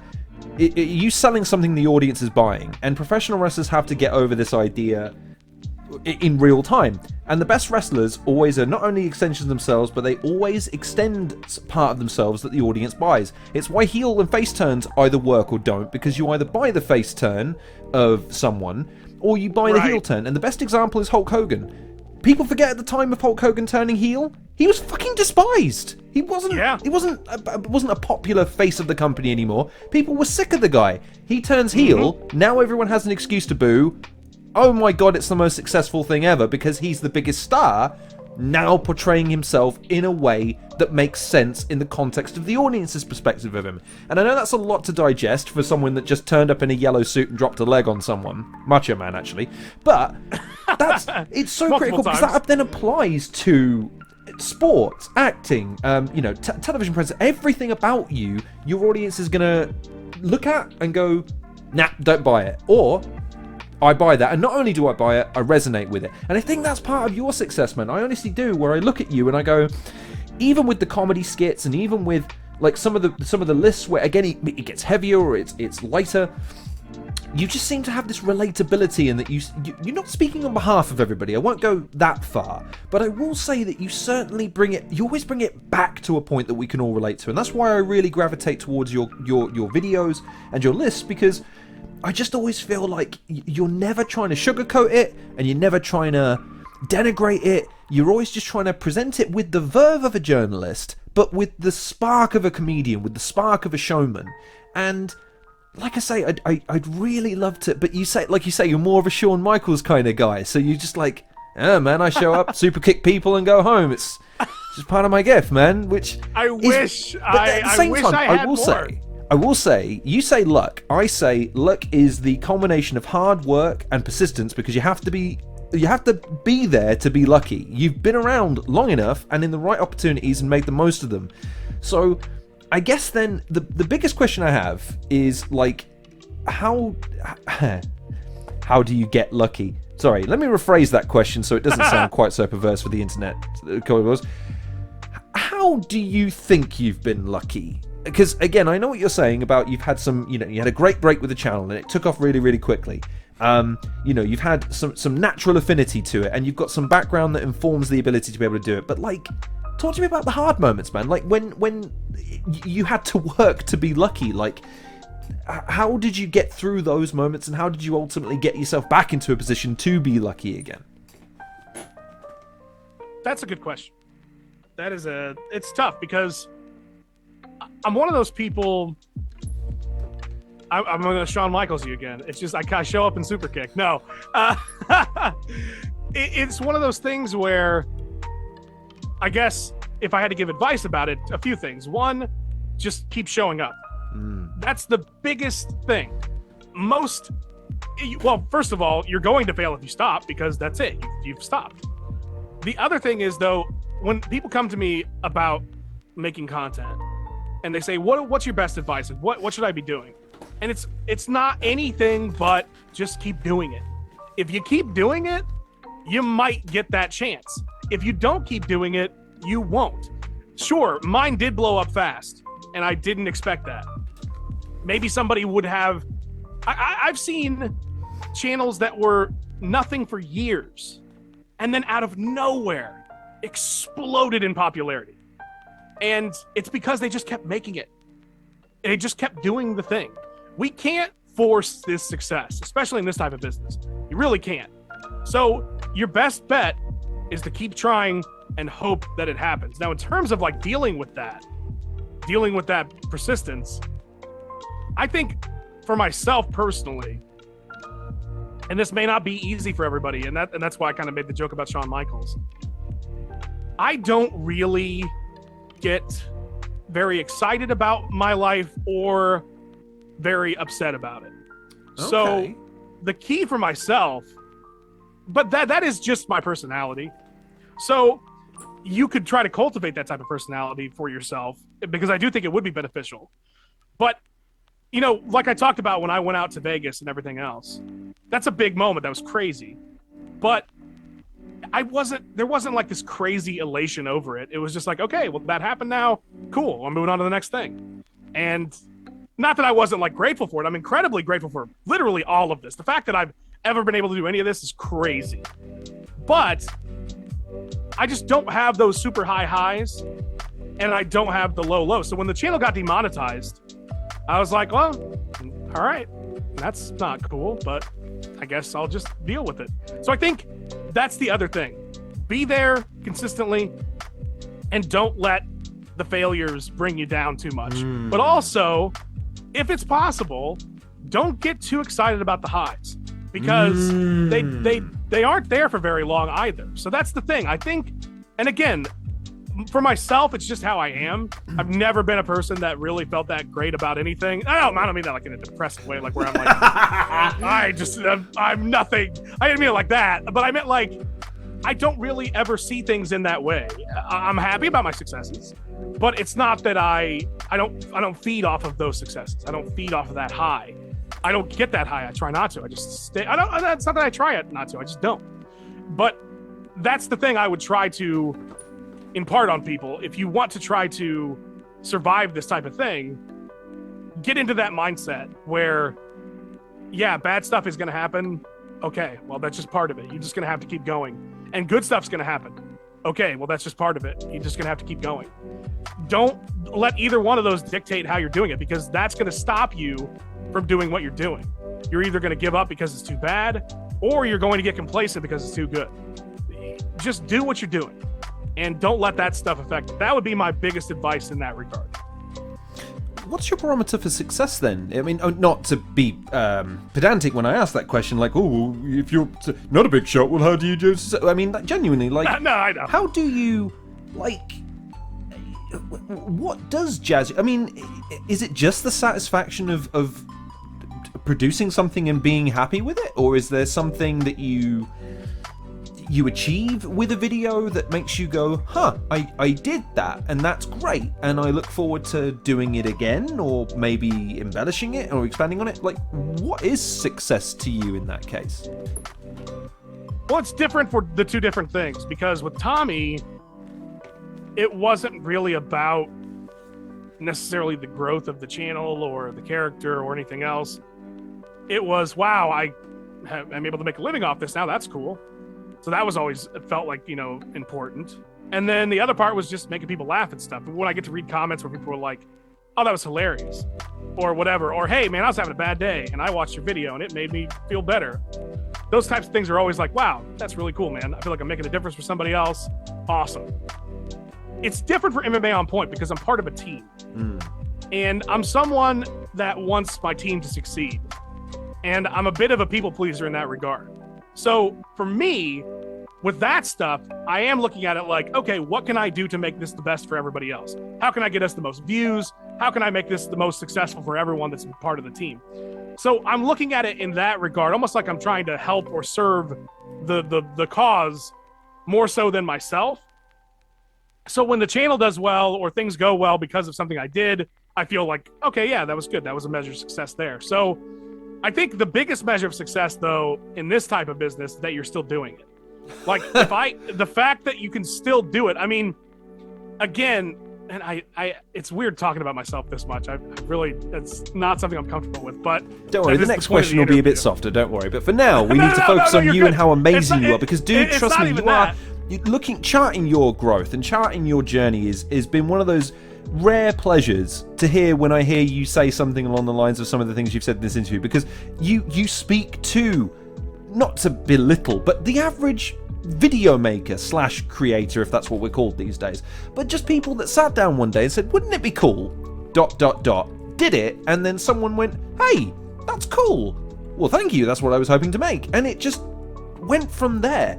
So the idea that you have this barometer of success that isn't mediated by, oh, well, I don't know if you know, but I met Dana White once, and he thought I was jolly funny.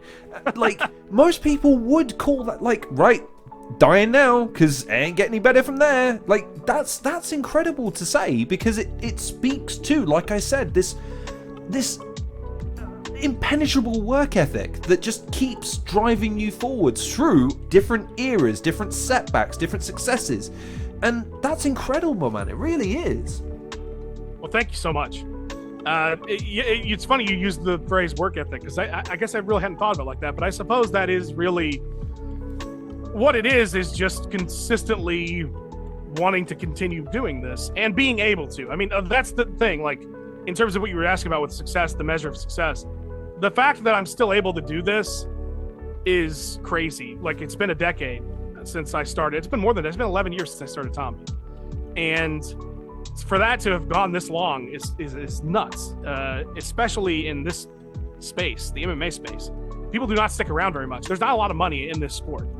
And it's kind of crazy. I really can't believe it. But yeah, I think the work ethic part of it is really everything. And I guess that's kind of what I meant by, like, showing up. Is just keep doing it.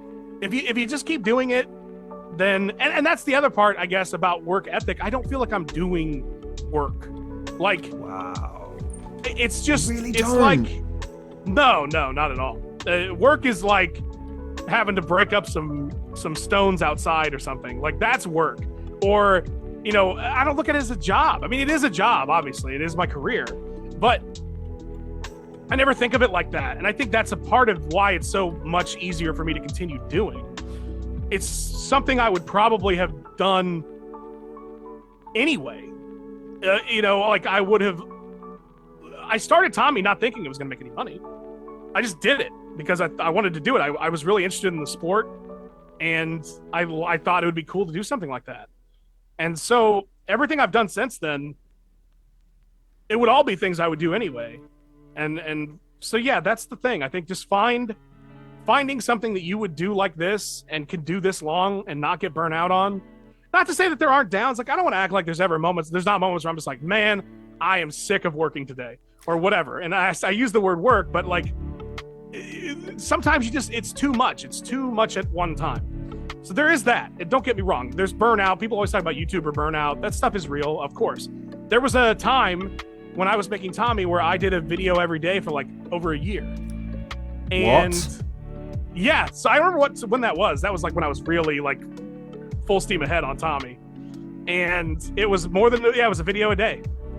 And it was, I think, for over a year I was able to achieve that. But sorry, I'm shocked. But right, I have to contextualize this. I tried doing a video every weekday at one point, and it was untenable, because not only was it a pain in the ass. Right, what's tomorrow's thing? Oh God, just the burnout of every day, then posting it and seeing if it did okay, and then trying to figure out what I could do differently. That a year every day. That's insanity. Yeah, I mean, it is. And that's the other part of it, though, is like, not say that you shouldn't work as much as you want if you want to work. But I will say that you need to be careful about your other aspects of your life and balancing that kind of thing. Because at the end of the day, and I should say that in to a fault for myself, my work, and again, I say the word work even though I don't really look at it like that, and I know that's how everybody else is going to look at it. It is most of my life. And so that is what I've chosen. And I won't act like that there aren't negatives to that, because there certainly are. You're not, when you're making a video every day for a year, there's not a lot of time for a lot of other things, And so if you want more balance in your life, you need to make sure you maintain that. I will say that. Do not become something you don't want to become and where you're stuck and you can't do it. Now, myself, I don't feel like that's necessarily the case. I feel like maybe this was just how I always was built, and like I was always going to be doing work nonstop regardless of what I was doing, because when I was a coach, I would spend a million hours watching film, and I think it's just my nature. But if it's not your nature, you need to be careful, because you can burn yourself out and you can lose a lot of the things in your life that you probably aren't going to want to lose. Relationships and anything else. There's so many different things, aspects of life. So I would say if I have one regret from all of this, it would just be making sure you have better balance of things. I wish I was more balanced in a lot of stuff. But again, I think maybe for myself, I just accepted it, or maybe I'm just in denial. Maybe that's what it is. It's like it turned into a therapy session. But it's one of those things where I think if you're going to be a creator, you need to understand that it can end up being something that you do so much that other aspects of your life get neglected. And so if you don't want that, and you shouldn't, because everybody should want, some kind of life, right? Unless this is what you are. If this is what you are and this is how you are, then maybe that is. But just be careful, I guess is what I'm trying to say. Be careful with yourself. Do put in the work, but give yourself time to have family, be with your friends, do other things like that, because you can end up the king of nothing, really, where you got everything, but you have nothing. So, and I'm not saying that's myself. I'm not like some sad figure. I'm not at all. Trust me. But I guess I can see how if you tried to go down this path, that could lead you to a place like that. And it's not good. So you got to be careful. Yeah, I can certainly speak to that. Actually, I got into YouTube as a way of all-encompassing my life. So that really speaks to that fact. Because, yeah, it was really easy to, like, oh, wow, it's been 12 hours. That's my day gone.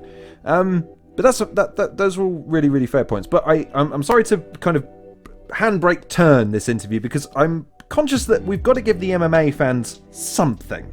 So, oh no, you're good. I tried to devise a question organically, but I ended up having to write it down because I wasn't sure the wording made sense. So I will say it, and as a former English teacher, you will be able to grade it accordingly. It's often said, we only fully appreciate someone's accomplishments when all is said and done. So with that being said, you can take this either way. Who do you wish you had appreciated more while they were performing in MMA? Or who do you think we don't fully appreciate now, regardless of their age or how their career may go, that we should be appreciating more because there may be some mitigating factor that then comes into effect that then negates their accomplishment, be it the double champ status now negating the champion status, the undefeated streaks negating the streak, the career records of someone that, yeah, they suffered a loss or two, which meant that they didn't have a streak, but when you look at their career in context, you're like, how the fuck did they do that? Like, is there anyone that comes to mind when that kind of question is posed? That's fascinating. What an interesting idea. This would be a great video essay. It's funny that you... Yeah. Hang on, gotta go. Guys, great idea for you. The other day, I started writing an essay, not for work, I guess, maybe potentially work, but it was just I started thinking about this and I wanted to get some thoughts down. And the title of it was In Defense of Ronda Rousey. And the reason I started writing is because there's been a few viral threads about her on Twitter recently that are very negative about her career. Right. And I think that is the general sentiment that we have about Ronda Rousey now as a community, is this sort of negative thought. And while I do understand, because there was a lot of hype, a lot of overhype by others beyond Ronda, right? It had blown up to this thing that was just absurd by the height of her power. And we call it Ronda Mania all the time on the channel. And it really was. Ronda Mania was running wild, brother. And then she copied Roddy Piper. Imagine the irony of that, ladies and gentlemen. She should have went full Hogan. Oh, she would have been the best heel ever. Talk about a heel turn with Hogan in the NWO. And she would have been perfect for that. That would have been... Wouldn't imagine that, the four horsewomen, and then suddenly Ronda's at the top with Shayna Baszler, and they're just clad in NWO gear. Go on, then. All right, then. So good. So, in that regard, I do understand the sentiment. However, to negate what she did when she did it and the impact that it had on the sport, I think is a massive disservice. Ronda Rousey is one of the most important fighters in MMA history. And I think when people hear that, if somebody just heard that one sentence, they would roll their eyes and be like, oh, dude, please. Like, we're so over this, right? So I get that. But when you look at what she did, what she accomplished, she shot women's mixed martial arts forward a decade. Easily. You're talking about a UFC that would never had women, would never have had women until she got there. And because she did, when you look at WMMA now and everything it's become and how much bigger it's gotten, it never would have gotten there. It never without Ronda Rousey. Now, I'm not saying that there weren't others. Of course there were. There was a massive foundation built underneath her from a lot of unsung heroes over the years. But what I'm saying is what she was able to accomplish was skyrocketing that forward. And not only that, but the growth of the sport in general. Yes, Conor came around the same time too. So I think a lot of it, and Conor is still relevant to the sport. So I think a lot of that gets attributed to Conor. But you have to give Ronda her due, because she did blow this sport up in a mainstream way that was so unlike anything we'd ever seen before. I make this joke on the channel all the time. The literal president of the United States was talking shit about her when she lost. Like, if that doesn't tell you what the impact she made, I don't know what Lady Gaga tweeted about it. Lady Gaga is talking about you getting knocked out. That's crazy. If you've been around MMA long enough to know how small it was, to know about the bans in the late 90s, to think of a major pop star and the president of the United States talking about an MMA fight is nuts. It is nuts. So for me, in that regard, and maybe in time, people will see her more fondly. But for now, I really think it's a shame how things turned out with Ronda Rousey in terms of her legacy to MMA and how the fans perceive her, because she did so much for the sport that I feel like never gets touched on anymore, because all they think about is the negative. Which is shocking in context, because you mentioned Conor, and he's just the name that we pick out there. When you look at those two, list their egregious nature disputes, call them, and Ronda's was effectively had a bit of an ego. And it bit her on the ass. Okay, all right, fine. You could say, well, maybe she should have had better people around her to check that. But again, you have to remember that she was kind of trailblazing, so no one was doing what she was doing. So how do you prepare for something no one's ever done before? Conor, what's he done this week? One, right, and yet people love him because, again, it comes back to that point of Rousey was presenting herself as something that fans ultimately deemed her not to be. Conor presents himself exactly how he always been, and as a result, it doesn't matter what he does that is actually negative, because he's doing it from a place of, well, this is who I said I was. He gets a pass, and he's done things that then change the debate on what is greatness, i.e., I won 2 belts. I knocked out one of the greatest champions in the history of the promotion within 13 seconds with a hand that I predicted pre-fight.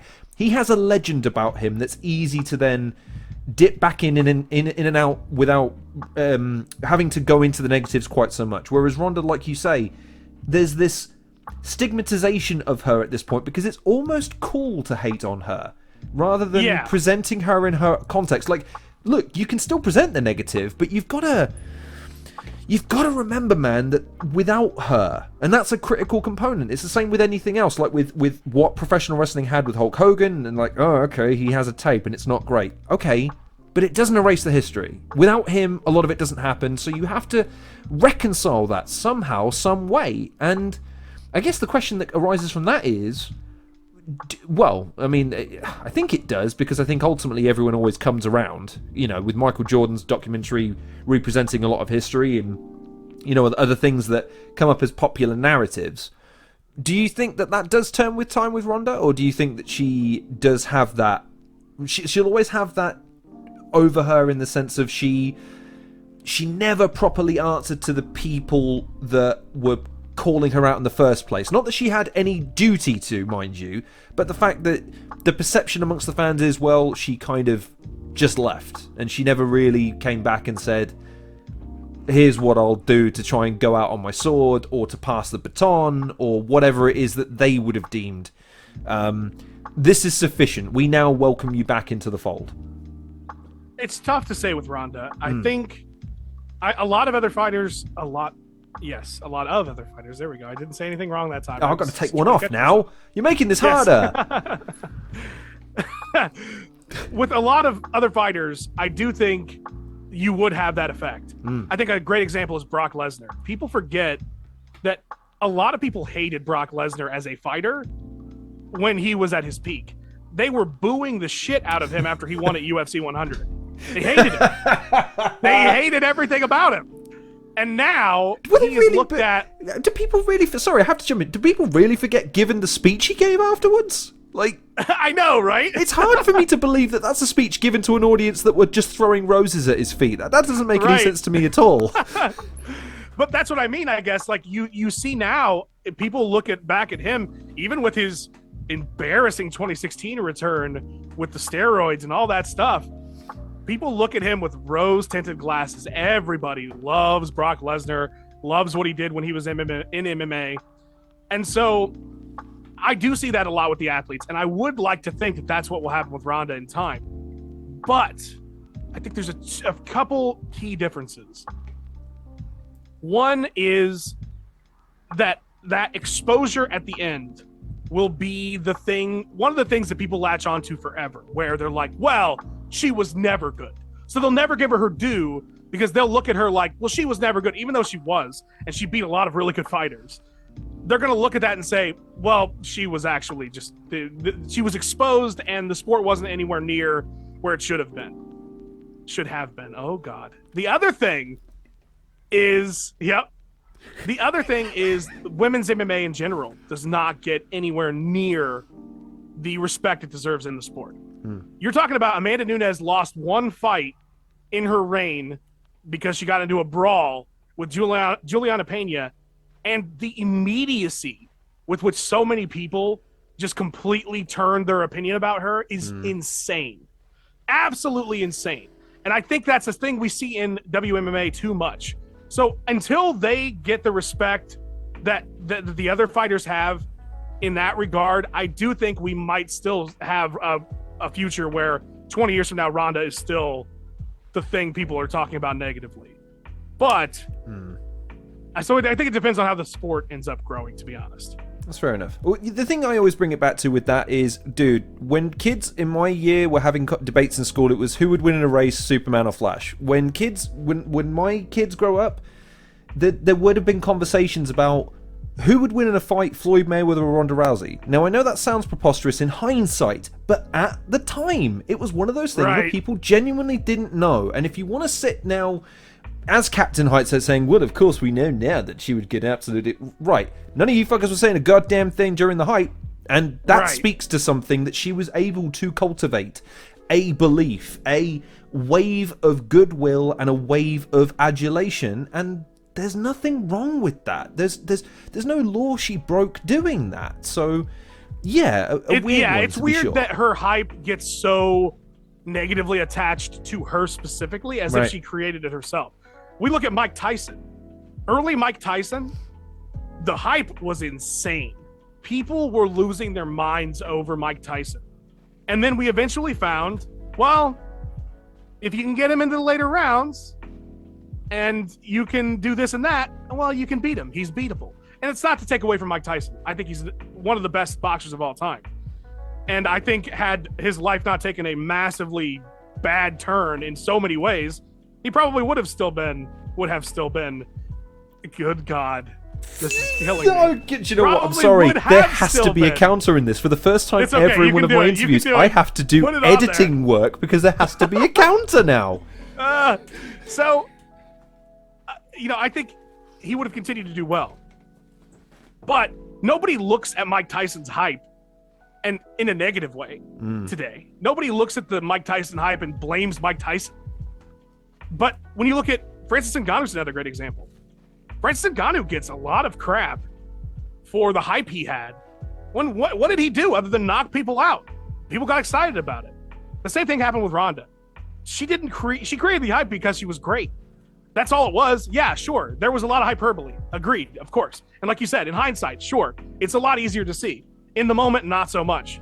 Joe Rogan's crying during interviews with her, saying she's one of the most special people in the history of humanity. Okay, yes, it's ridiculous. Yeah, it's laying on a bit thick.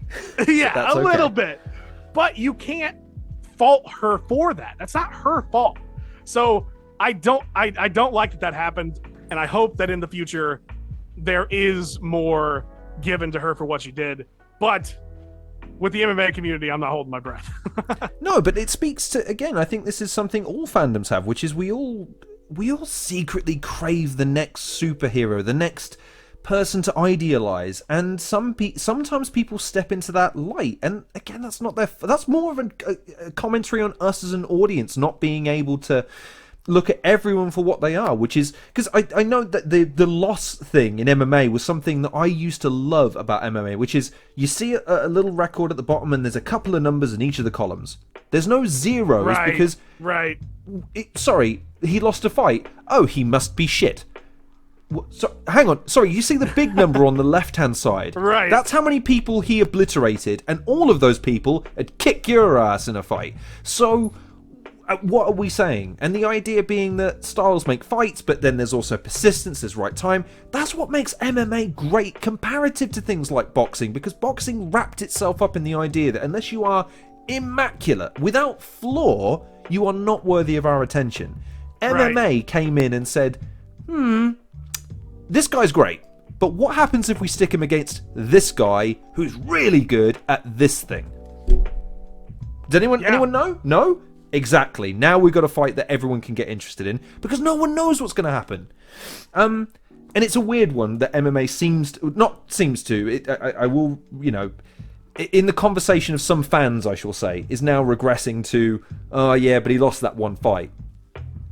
Oh, yeah, you're right. Sorry. Yep, he lost a fight. Fuck it. Yep, trapdoor, Mr. Burns' office, press the button, he's gone. He's no good to us now. Well, that is one of the things, too, that I hope that MMA On Point as a channel does for some fans who are maybe newer. Because I think the newer fans tend to have that sort of thought process. But if you get to know the history of the sport, you wouldn't really think of it that way. So I think that's hopefully something that we do on the channel. I know there's a lot of times I get people that come to me and say, I didn't know anything about MMA. I got into it through your channel and I watched a whole bunch of videos and now I know the whole history. And I'm like, that's cool, man. That's awesome. If I did that for any fan ever, that's great, because I think that's a big part of understanding the contextualizing losses in the sport is 100%. Knowing the history of the sport. So I just did the thing I told him off air I wasn't going to do. I did the 100% thing. I'm sorry to everyone listening to this. That's the sign of a really bad... Tommy Toehold is now going to eviscerate me because I gave him full permission to, and people often take the opportunity. So I look forward to my ass kicking. I just have... I have two more things I want to ask. One of them is a group, and the last one is probably a little bit more ambiguous. So we'll do the group first. I have 4 Tommy Toehold facts. I would like you to confirm or deny them. Because I have had people, come to me and posing, certain things, and I want to get to the bottom of this. Much in the same way I wanted to know how many T-shirts and things I have to give away to be a big channel. I want to know these things. Tommy Toehold is originally from a planet called Jupiter. He hails from there. He crashed in a pod, much like Superman, only this one wasn't Krypton and with a sun, much like our own Only Red. It was in a place where they only practiced jiu-jitsu in every facet of their society. For communication, for sustenance, for entertainment, for sport. And indeed, they call each other variations of jiu-jitsu as names. That is so much more clever and funnier than anything I ever could have come up with for Tommy's origin. So I will say that is canon now. I was going to say, I think I stole that from one of your videos, by the way. Did you really? I think so. I remember hearing something and going, I have to write that down. So I think I stole that. I got to give myself credit because I had not thought about that. I don't come up with clever things. I hear them and write them down and parrot them later so everyone thinks I'm a big boy. That's not to interrupt your true and false here, but this has happened to me a bunch of times where I will be told a joke that I told, and I've done so many now that I'm like, I didn't know I did that joke. I don't remember that joke. Do you not write them down? Oh, I write them down, of course, but so much time has passed, and I've told so many for the channel. I mean, literally over 1,000 videos on Tommy's channel. So sometimes somebody will reference a joke to me, and I'm like, did I make that joke? I don't remember writing it. Comedians and songwriters have to write down their jokes and their lyrics so they don't do it. So they don't like, oh man, that's really good. Wait a minute. Nope, did it. Like, so that's. Oh, I probably have repeated jokes a million times, is my guess. Well, you say that, but those are probably jokes. Gimmicks, though, at this point. I mean, just, again, my personal favourite, I mean, it's not even particularly clever. It's the Anderson Silva laugh. I can't tell you how goddamn ticklish that is, because every time I turn on one of your videos and I saw him, and I'm like, oh, man. Oh, you're killing me. It was so good. I can recommend that just for that alone. If that doesn't tickle you, there's something inherently wrong with you as a human. I haven't done it in so long, I don't know if I could even do it right now. Let me try.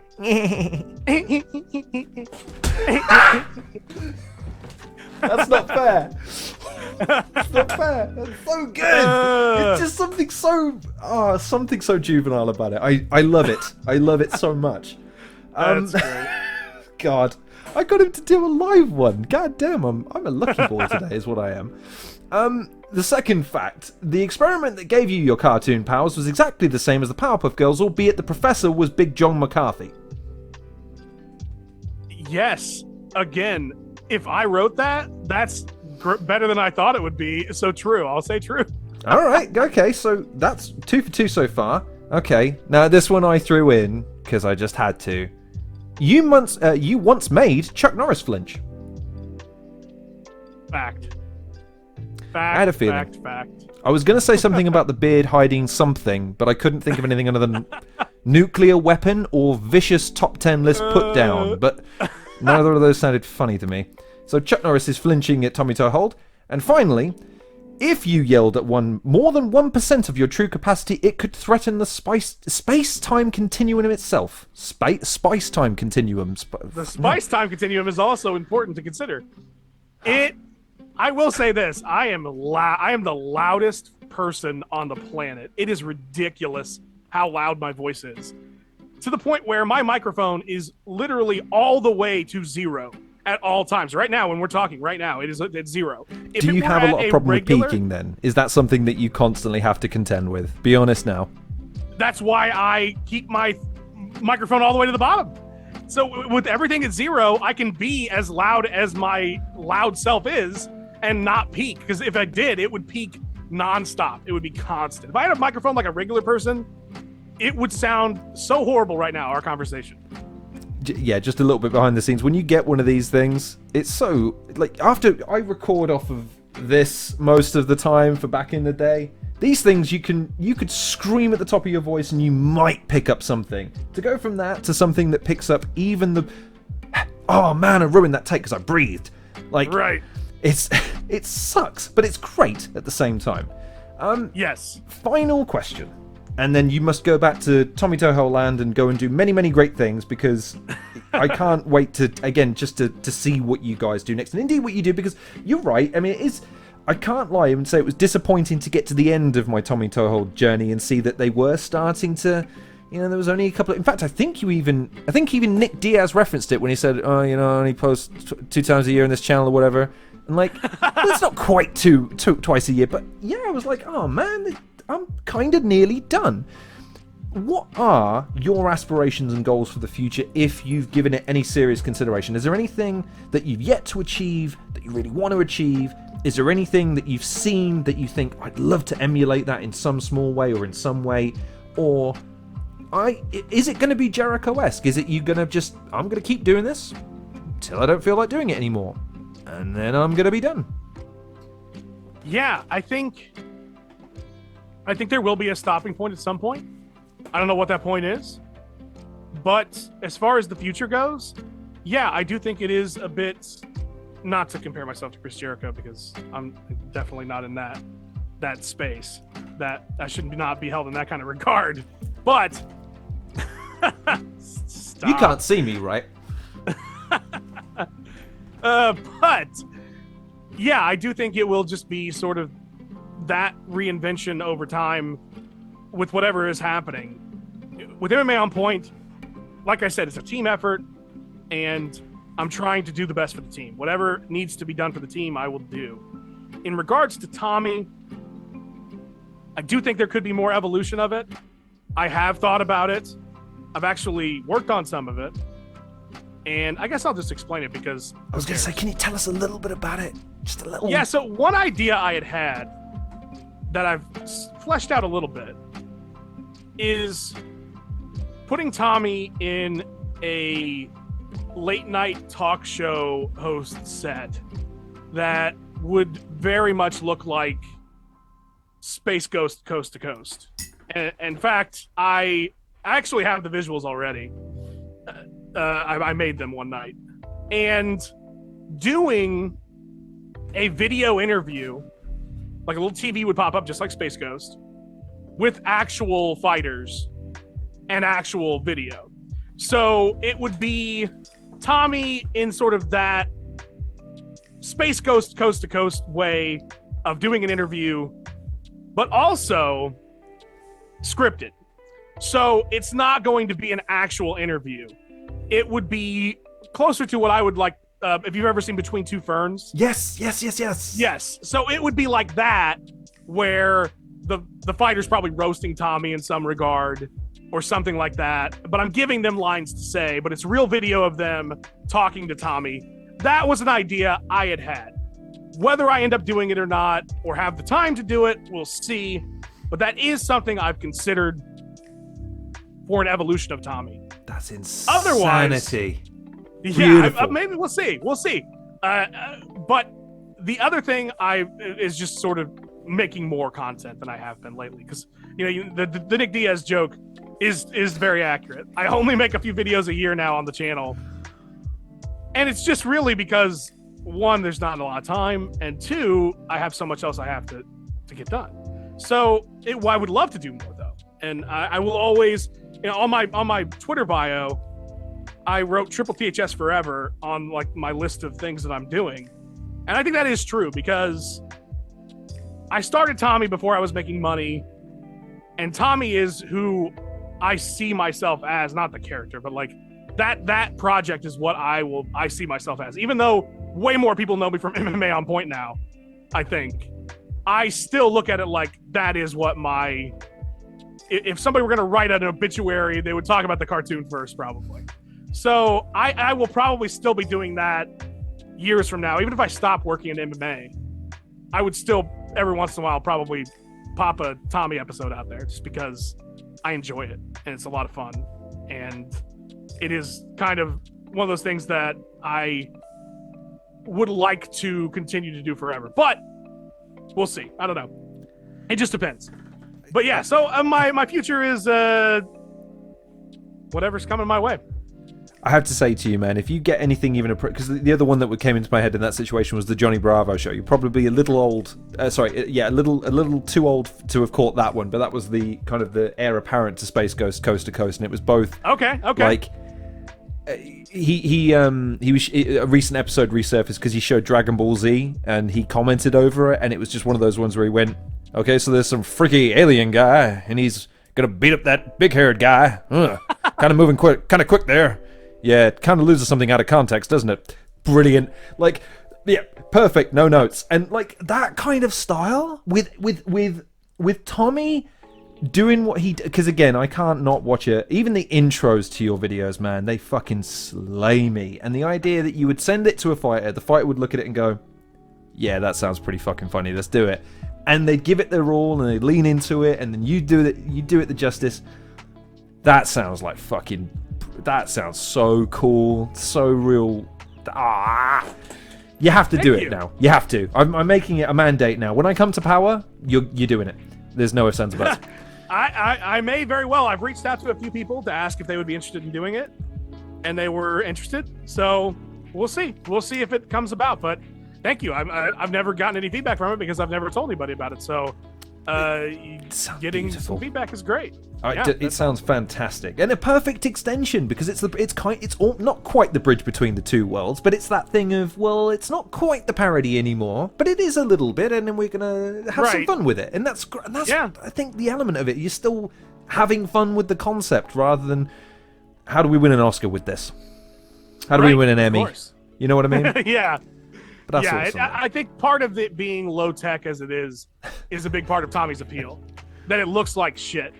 If it looked better, I remember one time I did this animation that was like actual face animation, and it looked like they were talking like real, like their mouths were moving and their eyes were expressive, and people were like, "What did you do? This is terrible! Like, never do this again. This is wrong." And it's true. It doesn't fit the aesthetic. It would be like if South Park suddenly looked like anime, where it's just like, this does not fit the aesthetic at all. Yeah, I'm conjuring. I don't know if you had these in America, but there was a weird fixation on this in the UK for a bit, where they take the mouth of someone and superimpose someone else's, so it looked like their whole face wasn't moving, but their mouth was talking. Too, yes. Now, I get that was popular because it allowed you to do impressions with the face, and therefore made it easier to sell the impression. Those things used to give me fucking nightmares, my friend. They are pretty horrific, aren't they? Just the blank stare, and then the mouth's moving kind of, and it's moving as well. Like the mouth is moving like that, but it's also doing that. Like, from hell. Like, what the fuck is this shit? So if it approached that kind of motif, I understand the critique, but I do also appreciate the fact that the animation style that you've adopted is sort of timeless, because you get it does what it says on the tin. It's just there to convey the motion of speaking while you're doing the most amazing impressions and impersonations, and indeed monologues and stuff. So long may it continue. And again, I'm not saying you have to. I'm just saying I was a little bit like, oh man, I'm running out here, man. I want a few more to work with. But it was beautiful. It was beautiful stuff. I have had you for 2 hours. I think I have been more than selfish enough. Time flew. I'm glad you said that rather than, oh man, shit, right, bye. So that's good. I'm glad that that's not a thing. Obviously I gotta ask where people can find you, because, notwithstanding MMA on point, Tommy Toehold, again, impossible to miss.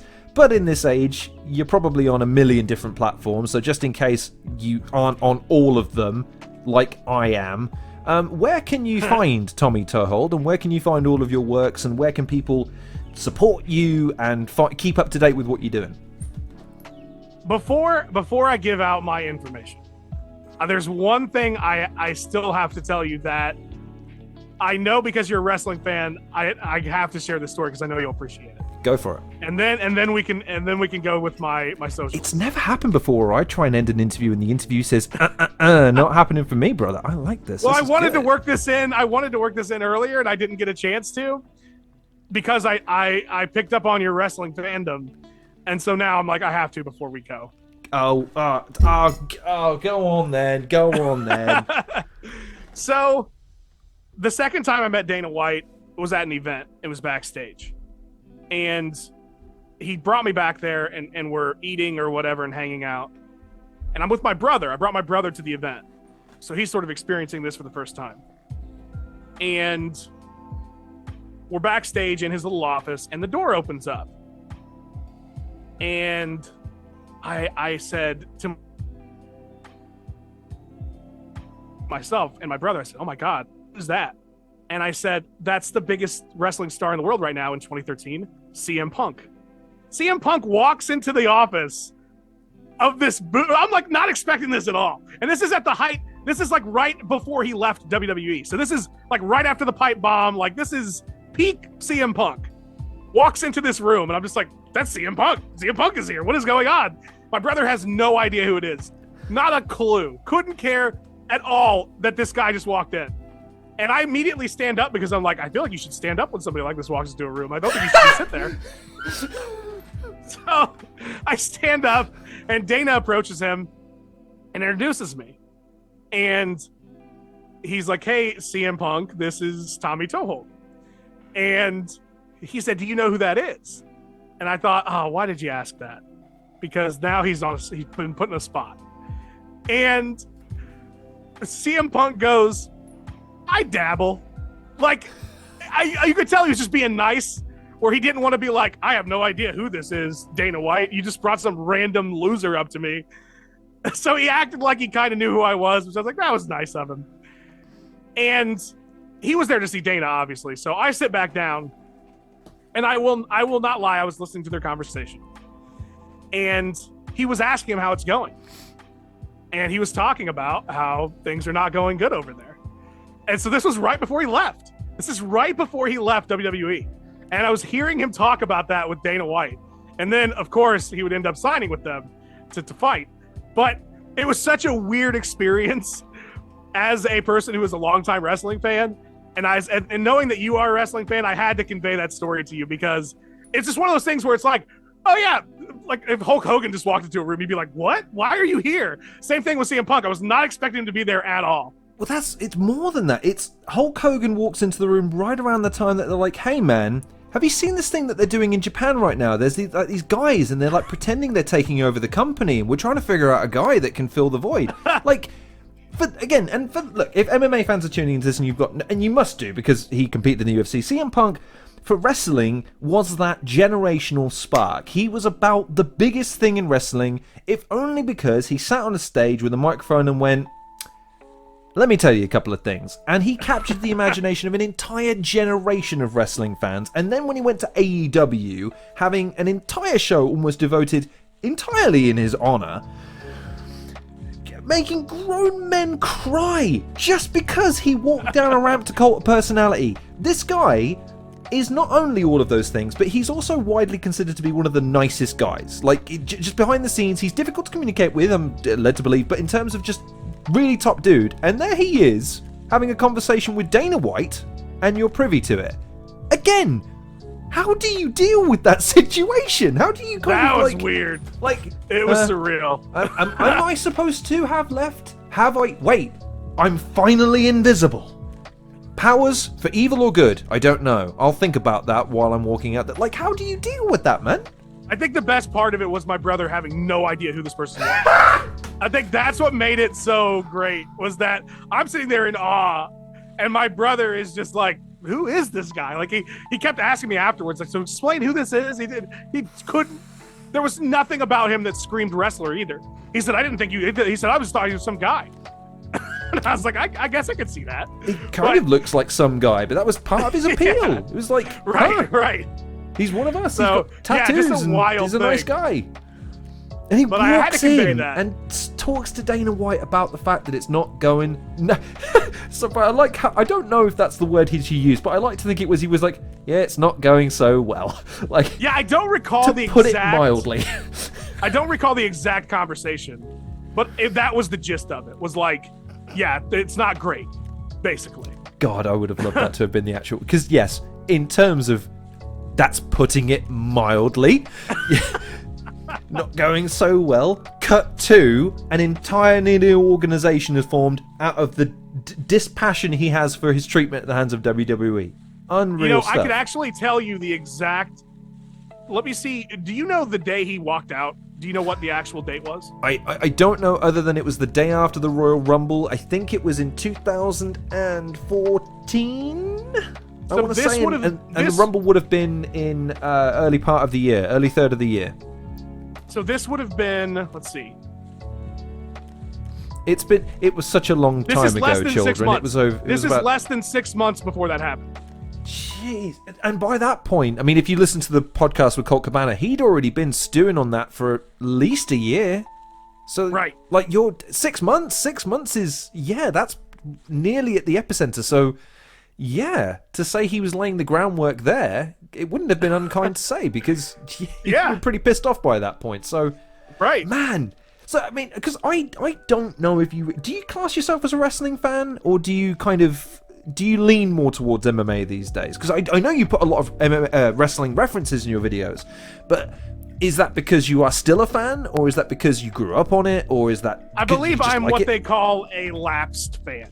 So you're the person that CM Punk would have relapsed, as it were. Yes, potentially. So I was a huge fan growing up, and so I started watching when I was a little kid during the neon of the new era 95 terrible wrestling, right?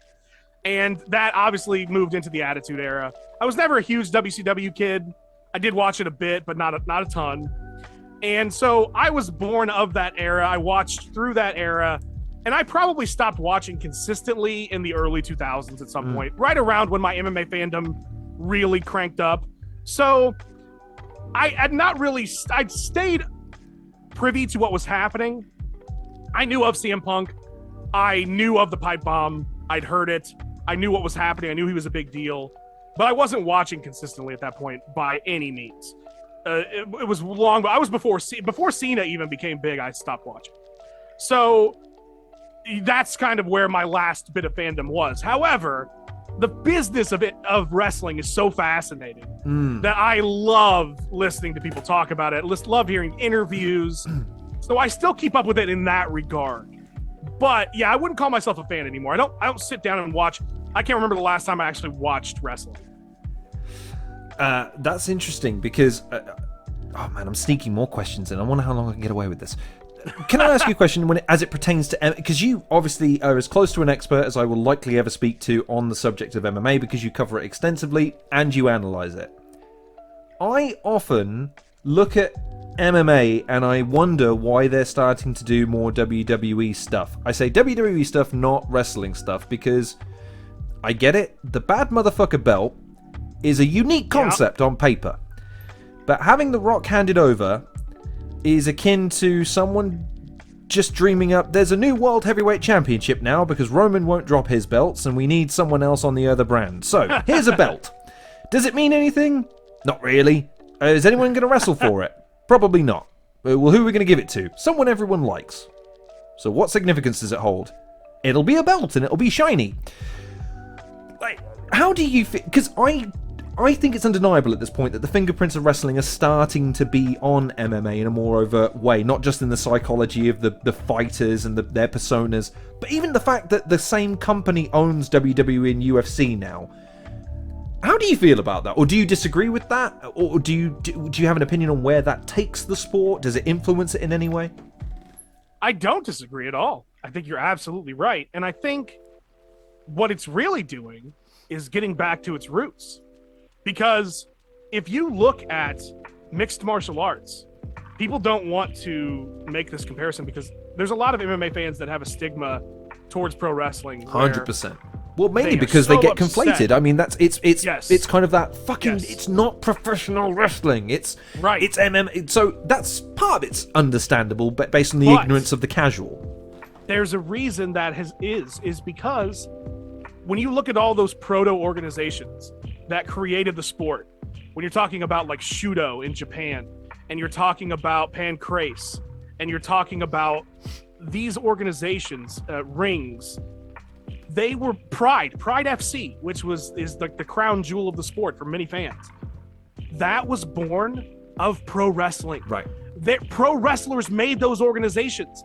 There was a movement in Japan at the time where they didn't like that the wrestling had become more flashy and not as about the technical side of things. So they really leaned into that, right? You had these pro wrestling organizations that were, about the shoot style of wrestling. Yeah, something about right? You could only strike with the palms, or you could only win by knockout, but they used the submission holds as part of the work. Well, then instead. They were like, hey, let's start doing it for real. And they started doing it for real. And that is what sparked MMA. Yes, Brazilian Jiu-Jitsu and Vale Tudo in Japan, in Brazil, of course, is a huge part of this as well. Although if you go back, all of that connects to catch wrestling, and catch wrestling is what created pro wrestling. So essentially everything is pro wrestling. Right. So it all came from that same spot. So when we're now in this WWE version of the UFC, part of that to me is just going back to what pro wrestling started with MMA, because pro wrestling sort of did make MMA into what it ended up becoming. Whether people want to admit that or not, or like that, it's the truth of it. The famous story of this is Vince McMahon with choosing what preceded SmackDown, wasn't it? It was something along the lines of he had the opportunity to veto UFC, and he said, "That's right. That's fine. They're not competition." And right. The rest is history, as it were. It's truly.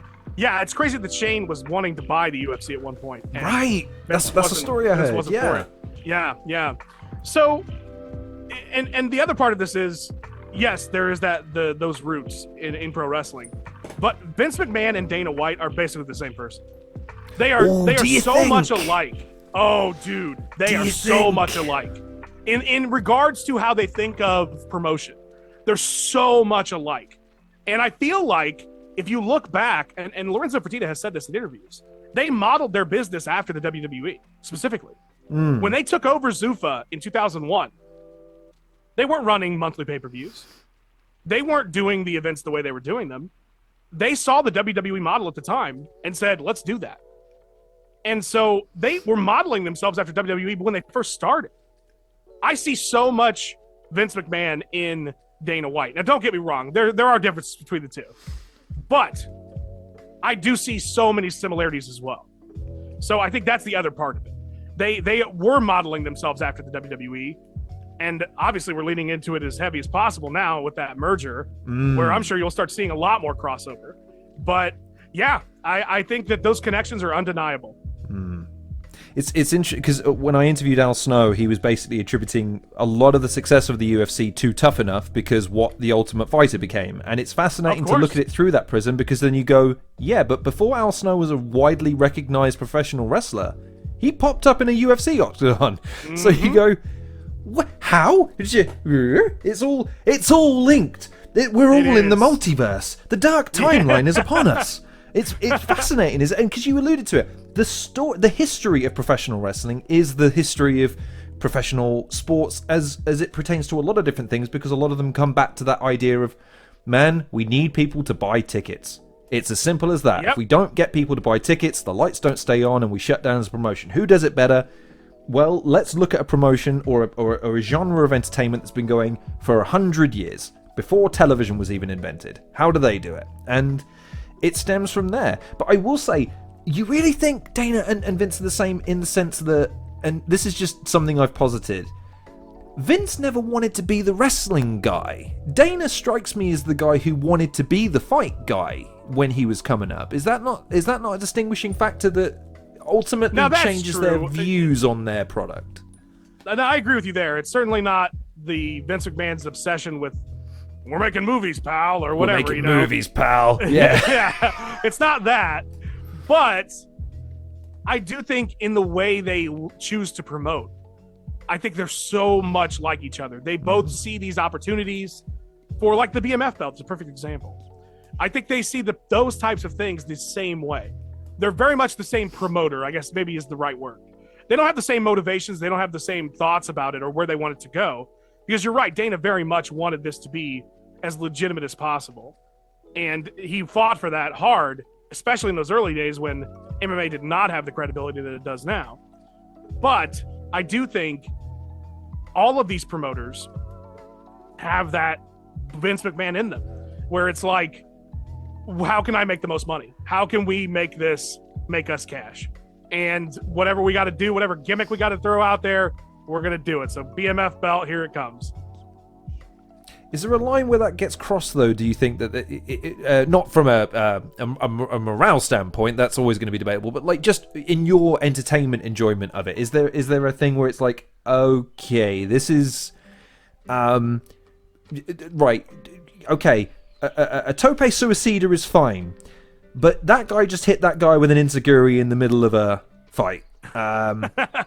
Yeah, that's. I think that's the biggest thing is. Because there is a lot, except for the fighting itself. If the fighting itself became a gimmick, then you would have a problem. I think that's the one thing Dana does understand. I can dress this all up as much as I want and do all this silly shit, but at the end of the day, so long as when the two guys are in the cage, it's still a real fight, everybody's going to be cool with it. But I got to say, Dana's had a lot more self-control than other promoters because we talk about Pride FC. It's pretty well-known fact that Pride FC had tons of fixed fights. But it wasn't from the gambling aspect. I mean, I'm sure it was. But it was because these guys were from pro wrestling. It was, we want this guy to be a star. We got to make sure he wins. We got to make sure he gets the pop. So Dana has been far more, disciplined in that regard with MMA. And I think that helped with its legitimacy. But if you look at the early days of MMA, there was a fixed fight in the UFC. We know for a fact, now it wasn't for pro wrestling purposes, but UFC 4 or UFC 3, I can't remember which one, there was a fixed fight. A manager told a guy, you're going to lose to this other guy. So, yeah, I mean, I think as long as you keep the fights legitimate, all the other gaga, it's whatever. It does bother me sometimes because it's so apparent what they're doing. Or when they push a certain person a certain way or whatever. With the interim belts and sometimes the changing of narratives from, oh man, the guy's a bum to, oh man, I've always said he's great and he's always been on the cusp of greatness. I mean, you could make a 2-hour montage of Dana saying somebody's the best fighter in the world. It's a different person every time. So yeah, like it's, but as long as the fighting is still fighting, I think we're okay. And I'm okay with it too. I can look past all the silly stuff. So long as when they get in the cage, it's still, I know it's two people competing to their best of their ability.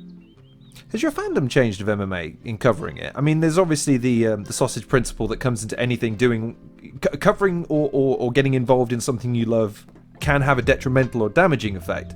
But has it changed, or is it still broadly? Because again, you strike me as, based on what you've said, never too.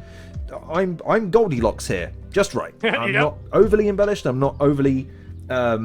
Like some fandoms overly dramatizing the end of the world as we know it. So has your MMA fandom evolved, or is it still broadly the same as when you started watching it? It's certainly evolved over time, but it's never been in a place where I either wanted to stop watching or I was just head over heels crazy about the sport. Even when I first started watching, I really enjoyed it, and I would bring friends over to watch it with me, or I would watch it with family, and we would have a fun little Saturday. And this is back when pay-per-views weren't every week, or whatever, and there weren't events all the time. But now that MMA is what it is, and it is my job, there is a little bit to that, right? Where I'm looking at it like, okay, well, I have to watch this. I don't have a choice. Would I watch this if I didn't? I don't know. Some fight nights, maybe not. But generally speaking, the enjoyment of the sport itself is still as pure as the first day I watched it, where I can still look at a really good fight and say, wow, that was really entertaining. I really enjoyed that a lot. So even with all my knowledge of the sport now and knowing the fighters in it and everything else and the history of it all, yeah, I still do enjoy it. I still don't really have any issue with watching it, or like you said, I guess Goldilocks kind of. I never really got too crazy where that's the thing. People ask me who my favorite fighters are. And I'm like, I don't really have a favorite fighter. I don't really care what happens. I it's fine. Like there are people I like as a person, and I hope their lives go well, and I hope they succeed. But as far as who is actually going to win, I don't really care. It's whatever. I'm just there to watch it. If it's good, it's good. Cool, awesome. But I'm not like, oh man, if Connor doesn't win this, I don't know what I'm going to do. Like I just don't have that kind of fandom, and I know a lot of people do with sports. I can't. And honestly, it's not even just that. It's any sport. I have teams that I like, and I'm like, I hope they win, but it's not well, they lost. I don't know what I'm going to do today with myself. I can't handle this. So, yeah, I've never been one of those sports fans that are like that. And so that's probably helped me maintain this for a long time, because if I was crazy about the sport like that, dude, I would be burnt out bad by this point probably, because there's a lot of ups and downs in this sport. Yeah, because you've I've had a kind of a reckoning with my fandom of professional wrestling recently, and only so much as when the topic of Vince McMahon comes up these days, I find it really hard to divorce it from the allegations. And notwithstanding that, because that's still kind of an open-ended book, you go, yeah, but Jeddah, man, like, of all the times to maybe show a shred of decency as an organization and promotion, that was your opportunity, and you couldn't hear us yelling at you through all of that money. And I can't say that it didn't damage my love of the genre. It doesn't damage my appreciation for the performers and what they do once the match gets in the ring.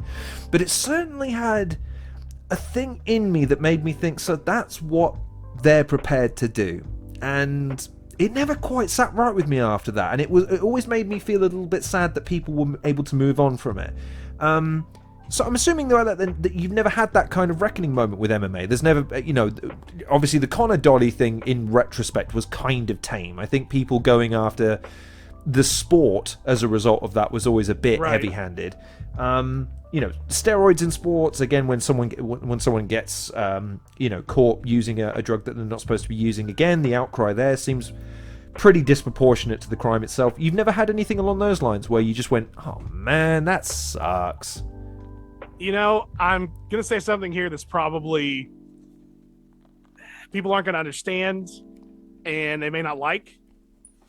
But I have always looked at MMA as a pretty bad place. Okay. My expectations of MMA are that it's the Mos Eisley's Cantina. It is a hive of scum and villainy. And it's just what it is. I have chosen to be in this business, and there are good people in it. But my general feeling about MMA is that it's a bad place full of bad people. And I do not I don't have expectations of good from MMA. So when I look at this sport and somebody does, pick a day of the week and you can find an MMA story, if you're really in the fandom, of some fighter or person doing something horrible or saying something horrible. It is just filled with it. But that has always been my expectation. I have and again, this is why I feel like people will be upset. I don't look at MMA as a good place. It's a terrible place, in fact. It's exploitative in many ways for the actual fighters themselves, the business itself. Everything about it is bad. But I have accepted that hypocrisy in myself, that I am aware that this is awful, that there's some awful people involved in this, but I also enjoy the sport itself. And so I think if you can acknowledge that, which is not to dismiss it. Don't get me wrong. I don't dismiss it and say, who cares what they do? I do care, and I do look at them negatively, and I do judge them in my own mind. And will sometimes speak up on it, depending on the topic. But, we've done many videos about fighter pay and about the Francis Ngannou situations and stuff like that, So it's not that I wouldn't fight the good fight and say, God, I wish the sport was better. But I am about as cynical as an MMA fan gets in that regard. There is no high or low. It is the basement at all times. That is how I look at the sport and have for many, many years now. And that's fair. I think it was Chaelson. I might be attributing this incorrectly, but he asked the question, like, if you can't fight in a cage for a living, what are you allowed to do? And when he said it like that, it made sense in the context of, oh man, how can you give a platform? It's right, yeah, but it's people that extrapolate their standing as role models or public figures. When you boil down what their job is to get in a cage and fight. You can extrapolate from that, well, it's also to be entertaining. Well, kind of. That's an extension of why we watch them. But really, their job is to dispatch their opponent in an as efficient and hopefully undamaging way as possible. Zit. So when you start imposing all of this stuff, it is fascinating that you put it in that way, because through that context, it makes perfect sense. And yeah, I can. But it also, like you say, it doesn't hurt you asking them to hold themselves to a higher standard, or at least aspire to a higher standard. I think that's well, it's like, Luke Batman... Thomas's standard standpoint is that, which is, look, we could always be better. That's it. Right. That's all I can really ask of them. Gotham is never better, right? Batman is always fighting somebody. So he's doing it, but he's never making a difference, really. Gotham is always garbage. So it's kind of the same thing, where I'll fight the fights. I don't have a problem with that. If somebody doesn't like me talking about fighter pay, go kick rocks. I don't care, whatever. It's clearly bad. These things are clearly things, in my mind, that should be addressed. So I'll fight the good fight. I don't think it's going anywhere, though, to be honest. I think that's where, if I'm that honest in public ever, people are like, dude, what is wrong with you? You're insane. And I'm talking about how bad this place is, but I'm still here all the time. And I'm also talking about how I don't think everything's ever going to get better. I did a video like that where I talked about how nothing is getting better. And there were so many people who were just like, good God, dude, what is wrong with you? But I think it's just the reality of it. I don't expect MMA to improve as a place. I don't think it's ever going to be a place that I could look at and be proud of in terms of those types of issues. And all the issues that we're talking about, the things that make you go, God, that's messed up. Like, what is this? Why are we allowing this? Or why is nobody reacting to that? That's the other thing. People do terrible stuff in MMA all the time. Nobody cares. Nobody cares. If an athlete in any other major sport did some of the stuff our athletes do, it would be headline news across the world, all over the place. People would be burying them. They don't bat an eye in our sport. Nobody cares. And I think that's something that, if you're going to be a part of this space, you got to reckon with. Sure, you can try to make things better, but you have jumped into a place that is not like anywhere else in the world. It's a really weird place. Weird and niche, but it's I mean, look, they say it constantly. It's one of the fastest growing sports in the world. There's talks of it being represented at the Olympics one day, and irrespective, I mean, I do appreciate what you're saying, but then you get the characters like a Michael Chandler or a Stephen Wonderboy, Demetrius Johnson, and you look at them and you go, how the fuck are you? You're Mick Foley. How the fuck are you fighting? You're far too nice. And it's just, well, no, there's a sport now that has the ability to provide people like that with a platform and the ability to be able to generate pretty significant revenue from doing what they do better than everybody else. They just happen to be really nice when they're kicking you in the face. It's yes. It's an odd dichotomy, but I mean, and that kind of makes it even more spectacular when they succeed, because again, the typical perception of a fighter is gruff, fearless, aggressive, mean, demonic, and and then you see someone like that and you're like, you are not a fighter. Get out of here. Show highlight reel. You did that to a guy? Oh, yeah.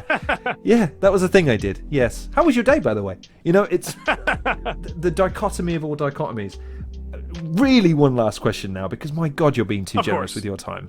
Again, I feel like we've got to talk about the gimmick a little bit here. Come on now. You got to be Hollywood with this, man. My time is valuable here. You can't be wasting questions with da-da-da. Come on now. I have so much work to do. No, you have so much work to do, and I have so many millions of fans to please, and yet I am here.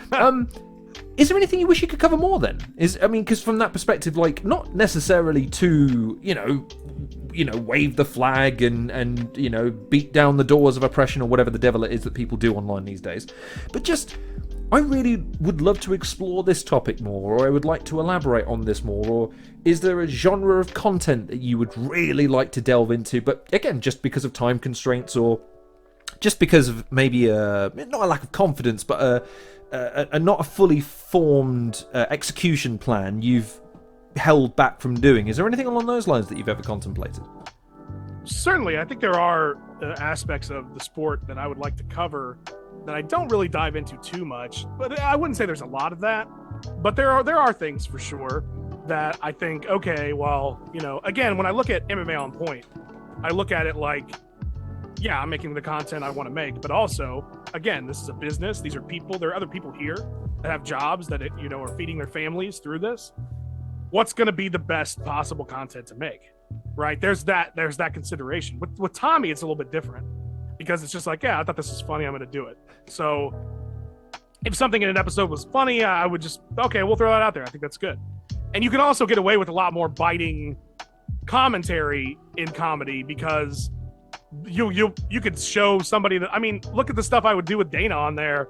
Dana thought it was hilarious, you know, and I'm not, I mean, I don't think I was being that harsh with Dana on that show, but there are times where I would act like he would act very over the top, and, you know, he thought it was hilarious. That was so funny. And so I think it's like the South Park effect, right? South Park can do whatever they want, and everybody's just kind of like, yeah, that's hilarious. Whereas if you were doing that in any other medium, people would be pissed. So I think in Tommy's regard, there's really not any area that I don't think I ever didn't want, that I wanted to go that I didn't.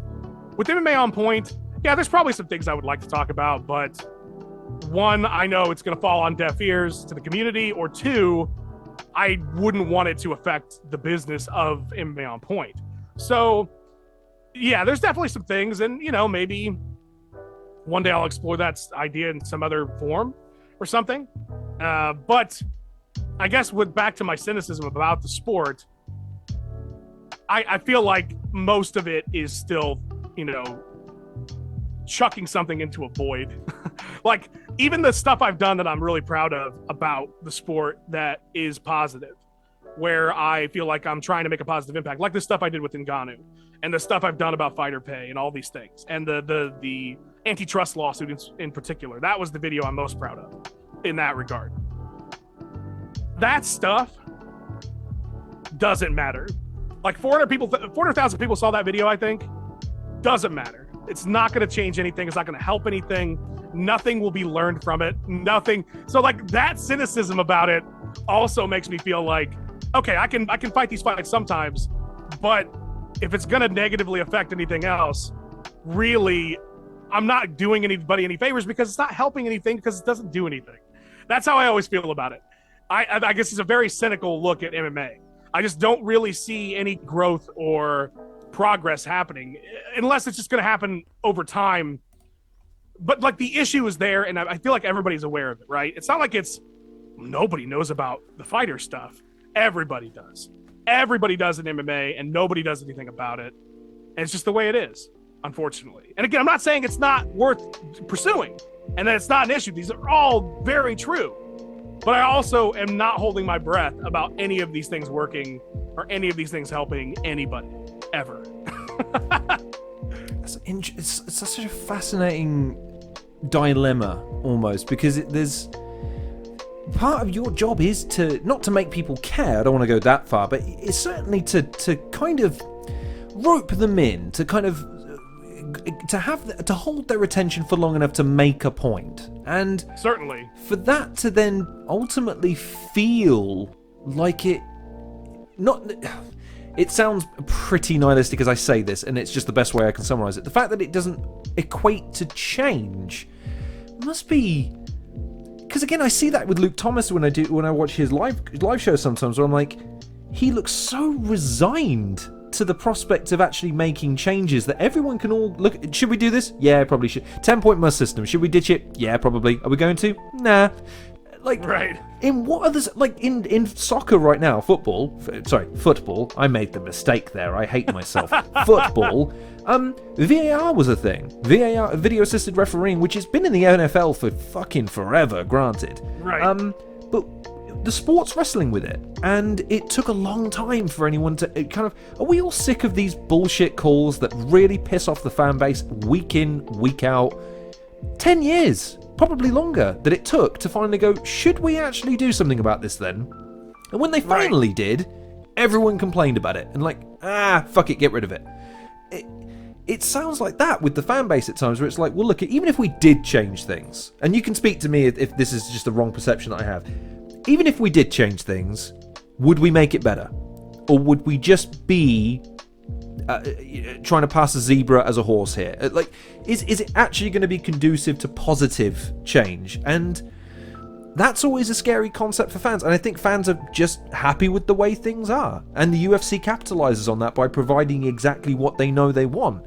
And this is really the issue of what you just brought up is, what is best for the fighters is not necessarily best for the fans. 100%. Because when you talk about the something like the Ali Act, right? So the Ali Act is something that was introduced into boxing that was to help with corruption. And there have been pushes to have the Ali Act implemented into mixed martial arts. Now, it's not to say a guarantee that this would happen, but if you look at the changes that happened to boxing because of it, you're talking about potentially huge changes to MMA that fans would hate. One would be that the UFC organization, in terms of, again, this is possible. It's not 100%. Like if you talk to John S. Nash from Bloody Elbow, he would disagree with me. We actually did a video about this where I had him come on and explain his point because he thought I was too cynical about this particular topic. But in regards to that, it is possible that you could lose essentially the idea of a UFC championship.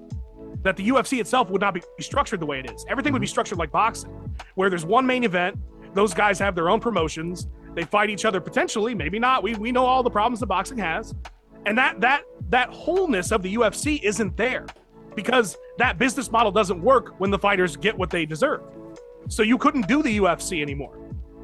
Well, guess what? There's a lot of fans that aren't going to like that. They're going to want to see the fights they want to see, and they're going to want to see it in the packaging that they have in it.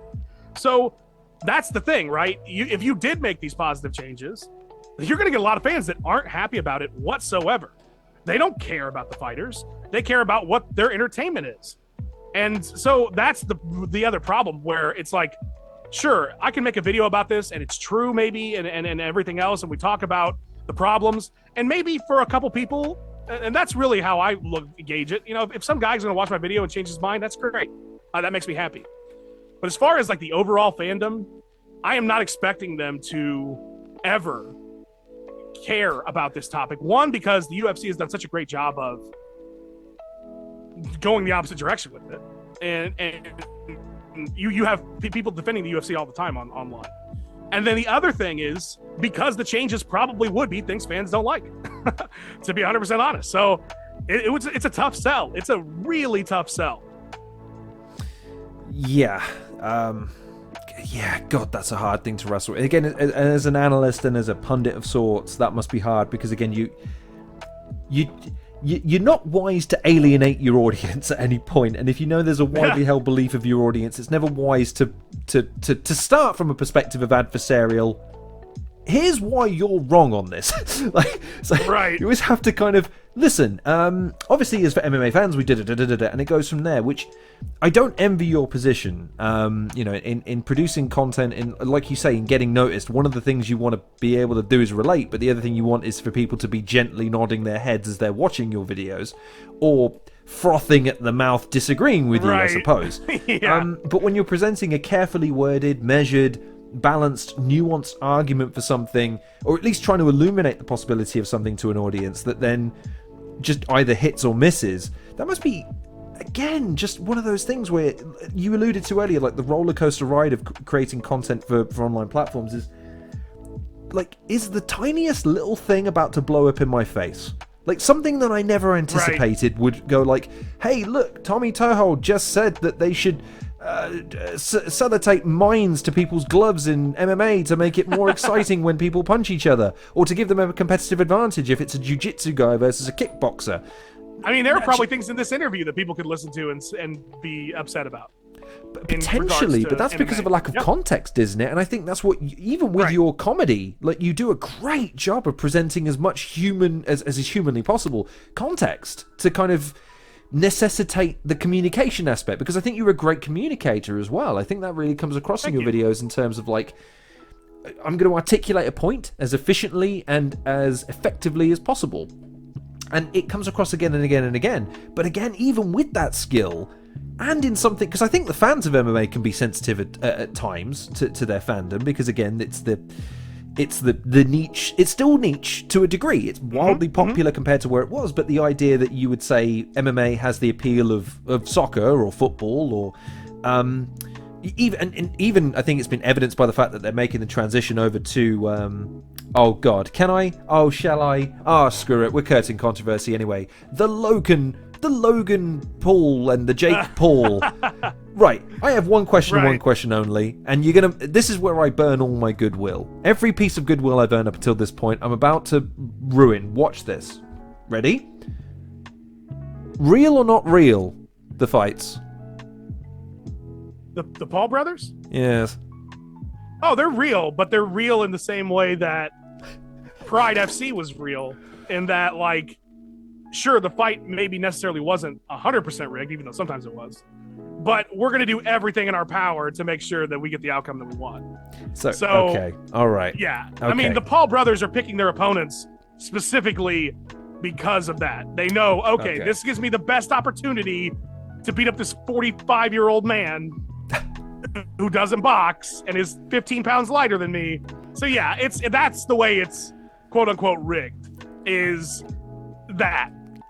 Because that's the WWE effect for me. That's what that is. When I'm trying to explain to people why the Paul brothers work, it's imagine WWE did boxing and everyone bought that it's 100% legitimate. I'm not saying there's no legitimate aspects to it. They clearly both train hard. They're spoken of highly in certain circles. But if you want to tell me that they're not executing hard guy at bar motif, which is I'm going to look around the bar and see if I can find someone with some credibility, beat him up, and then no one else is going to want to touch me. I'm sorry, that's what that is. It's and I know the reason I get on my soapbox about that is I don't like what that does to two sports, not just one. I don't like what it does to boxing, and I also don't like what it does to MMA, because say what you like about MMA, I think people like Ben Askren, Tyron Woodley, whoever else steps into the fray, Nate Diaz shortly, I don't think they deserve to have their legacies tarnished or denigrated. And I feel like that it does in a way, even if it's not just the result. And that's not fair, because it's someone like Ben Askren, man, who didn't forge his reputation within the UFC until late in his career. Tell me he wasn't impressive as hell when you actually look at his career. And of course, that's not how he will be remembered now. And that's a crying shame. Yeah, I agree. I totally agree. It is one of those things where, unfortunately, same with Tyron Woodley, who's a great champion, he will be remembered for his late career and what happened with Jake Paul. And sadly, that's not fair at all. I totally agree with you with Ben Askren and him, and whatever happens to Nate here, we'll see. But yeah, it's unfortunate. I mean, look, Anderson Silva too. Anderson Silva got knocked down by Jake Paul. That's crazy. He's the one of the greatest champions in MMA history. But I don't think his legacy will be as tarnished, because he had already pretty much sealed the deal there at that point. But the other two guys, I agree, and it is unfortunate. And I totally agree with you. I don't like it at all. I get it. I get why they do it. Gimmick fights have been a thing for a long time in MMA and boxing. But I mean, I'm not a fan either. I can't stand the Paul brothers personally. I think they're garbage people. But I get it. I get why it's happening. I am asking you to opine here, and I apologize. Do you think more should be done about, not the perception of the sport in the eyes of the fans, that's fine, but for safety? I'm one of the people that was, I get why everyone got excited because pandemic, but I heard Mike Tyson, Roy Jones Jr. and went, oh no, this can't happen, no, they are not supposed to be fighting anymore. Which, okay, they fought with that incident, and then you hear Mark Coleman is going to try and fight. Right.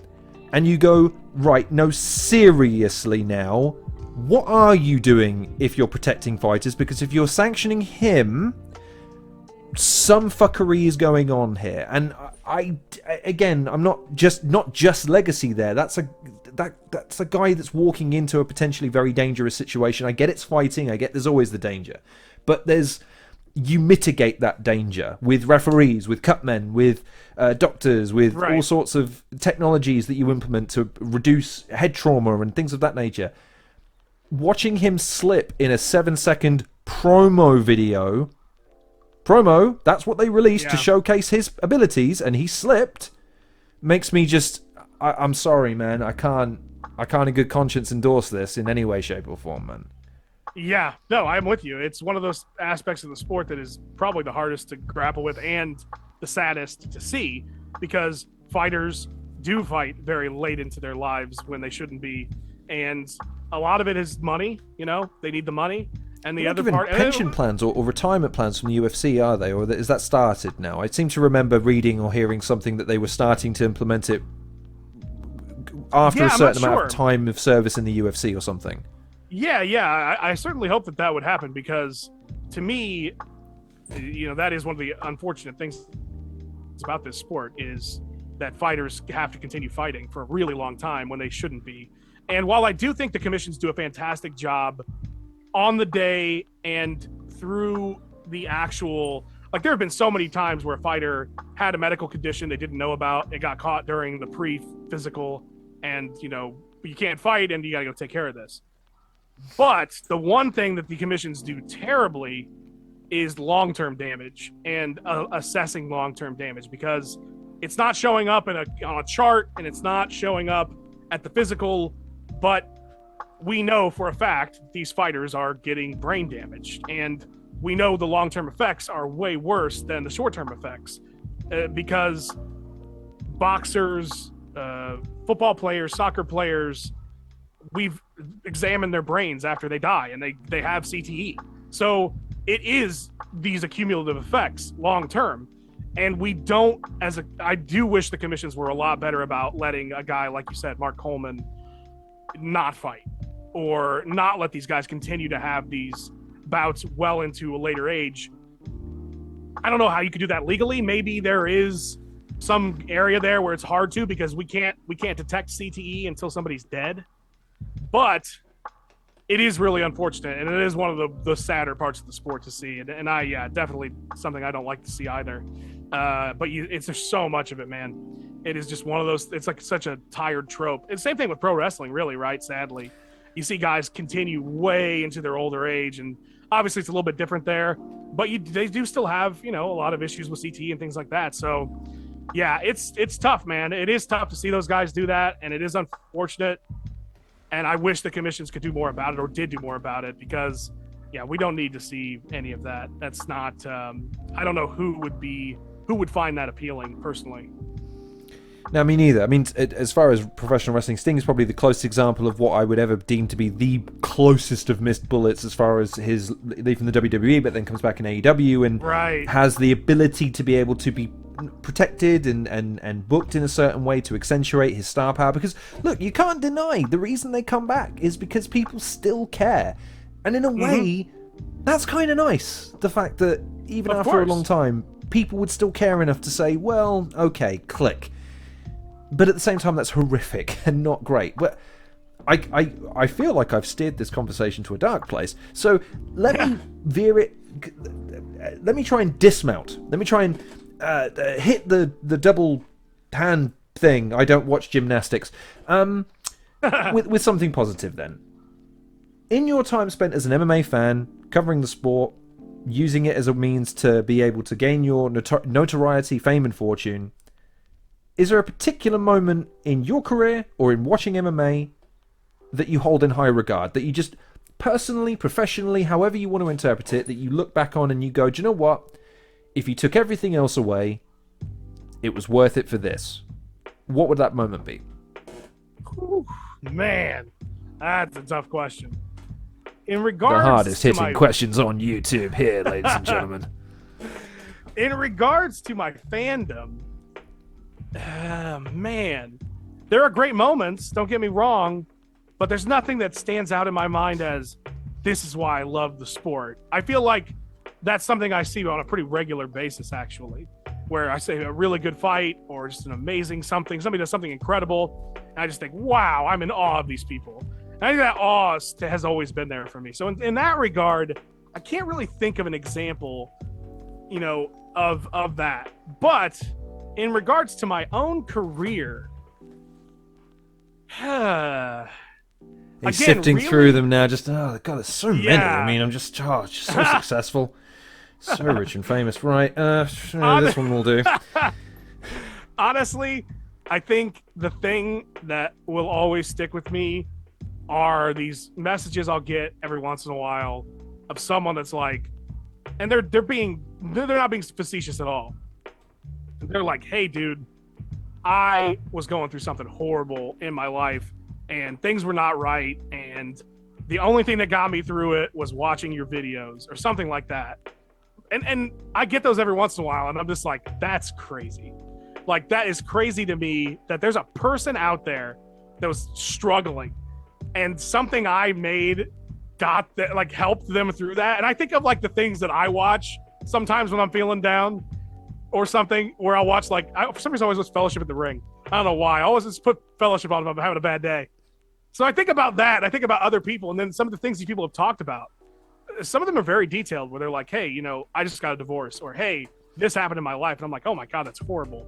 So that's the stuff that, if anything, will stick with me. It's that somewhere, some random person, I was able to help through something horrible somehow, through whatever it is I was making, either MMA on Point or through Triple THS. So that's the stuff to me that I'm like, okay, that's cool. I made some kind of difference in somebody's life, and it's all worth it then. If I help somebody through something, then I'm everything else is gravy. Don't you just hate it when they're likable and successful? Don't you just hate? I don't know about you. I just kind of want everyone that's successful to be a bastard, because then it makes sense. Because you're lacking as a human being and successful. When they're nice, they deserve it all. Don't you just hate it? That is too kind. Honestly, man, that was. I love that. It just speaks to a humility that I'm so. Again, 10 years, man. 10 years, over 10 years, you've been doing this, and you still strike me as the guy who what are you doing? Oh, I'm just making a video for my YouTube channel. Not, I'm terribly sorry. I have my entire week planned because I have to record my video log for my many Tommy toe holders. I mean, silly question. If you were to give your fans a nickname, what would it be? Oh God, toe holders is actually a pretty funny one. I actually like that a lot. I think somebody said towheads one time. Towheads. It's so stupid. I love it. Let's go towheads. Towheads. You heard it. You're a bunch of towheads. Do you know what? I like that the more I say it. That's fair enough. And just to, end on a high note, they could have flown the Eagles to the mountain, by the way. Just gonna throw that out there. Wasted 9 hours of my life to watch a bird fly there. It's very true. I know it's been debunked by a million people. It says, oh, actually, you couldn't. No, 9 hours of my life I watched Lord of the Rings. 9 hours, and then a bird turned up at the bloody mountain. Why the? So, where can people find you on social media? So, whenever I get asked that, I always just say, if you look up Tommy Toe Hold, one word, hold toe and hold. TOE, as in like your toe, and then hold obviously afterwards. If you look that up anywhere, it's probably me. So any social media that exists, if it says Tommy Toe Hold, it's probably me. Except somebody took that name on TikTok. Apparently, that's not me. I'm not on TikTok. That's not my TikTok. But anywhere else that you see that name, it's probably me. It's me on Reddit. It's me on Twitter. It's me on Instagram. It's me on YouTube. And wherever else I might have made an account at some point in some time in my life. So chances are, if you see that name, it's me. Of all the people to make an enemy of, an anonymous YouTuber famed for his immense temper is not the one I would have picked on, guys. He could sneak up on you in the night and you'd never know. For some other account that I made one time where I tried to make, and I was like, somebody took my name on this? I can't remember what it was, but I was just like, get out of here, man. What the heck? So, yeah, Tommy Toe Hold, though, anywhere that you probably would think you could find me, that's where I'm at. We'll preface that by saying, when I was looking for Tommy's socials to post images of the interview, you have a number of plagiarists on Facebook. There's at least 6 Tommy Toe Holds, and all of them weren't you. So, the thing about Facebook is, I got locked out of my Facebook. They deemed my account. So I I think I had like 35,000 followers at the time. I would regularly post there too when I would post my content. And then one day I got a message that was like, your account is a gray account, and therefore you have to be a real person to run the account. Oh, for God's sake. As an administrator. And I was like, well, I'm not a real person. Like, I'm a cartoon, and I'm not going to add a real person to this. So I just let it go. So I've been locked out of my actual Facebook. So I'm not on Facebook. That is true. If you see me on Facebook, it's not me, I promise. Well, it didn't help because all of them, unsurprisingly, were MMA guys. So there's pictures of various gis and various belts. That's and hilarious. I had no idea. I got to look these up now. there's at least, I think, 6, and those might just be the ones in England, by the way. So there's probably more across the. There might be various versions and incarnations across the world. There may be. You've seen Spider-Man across the multiverse. I think we might have a Tommy Toehold crossover event coming, and it might be fucking epic. I wish I had the skill to animate that, because I would. It'd be great. Wouldn't that be great, though? Wouldn't that be great? I feel like that has to be a thing now. I feel like in an age where everyone's doing crossovers, and I mean, even football sports, like, oh yeah, we're all going to go over to Saudi Arabia for a year. Crossover. You have to. It has to happen. But before you do that, I have to take a second to say thank you so goddamn much for the time. And also, for just giving every perfect answer to every question I asked, because it was beyond the pale to accept the fact that you were going to come on the show. But then for you to break everything down in the way that I wouldn't have expected you to, but I'm so glad you did. You give hope to creators like me and a lot of creators who, for rightly or wrongly, we stick to what we like to do. And we're told constantly, you shouldn't be doing that. You should be doing TikToks of dances with your partner, or you should make things that look like other things out of cake. And you're just like, but that's not what I want to do. And irrespective of how lucky you may have been to catch success, no one has been more deserving of the success you've achieved. Your work across time has been absolutely immaculate, growing and elaborating and becoming more complex and yet better at the same time. And now with MMA on Point, the wonderful tapestry you're forming is marvelous to see. And to have had nearly 3 hours, like, I could have watched Lord of the Rings, gotten bored and fallen asleep in that time. Like, unbelievable. So I have to say, from the bottom of my heart, you have no idea how much it means that you would take the time to talk and to go into so much detail and be as humble and human as you were. So just a million thank yous, and I will have to find you many items of merchandise with which to send you to say thank you, I assume. Oh, wow. Thank you. Oh, my God. I still have Halcyon swag. I just stopped giving it away when I realized it didn't translate to subscribe. I keep swag. Seriously, though, thank you. Everything you just said is beyond kind. I don't even know what to say to that. But I will say this. This was a fantastic interview. I really enjoyed it. And much like when I first met the MMA on Point guys, and I was like, oh, these guys are good. They're going somewhere. Dude, I feel the exact same way about you. This was an amazing interview. You're an amazing interviewer, and I feel like the quality is there. So whether it catches on or not, like you said, that's a lot of luck, right? That's just how life is. But as far as how good it is, you're there, brother. You are already there. So keep up the hard work. Keep consistently doing it, and I hope it catches on, because it would be well deserved.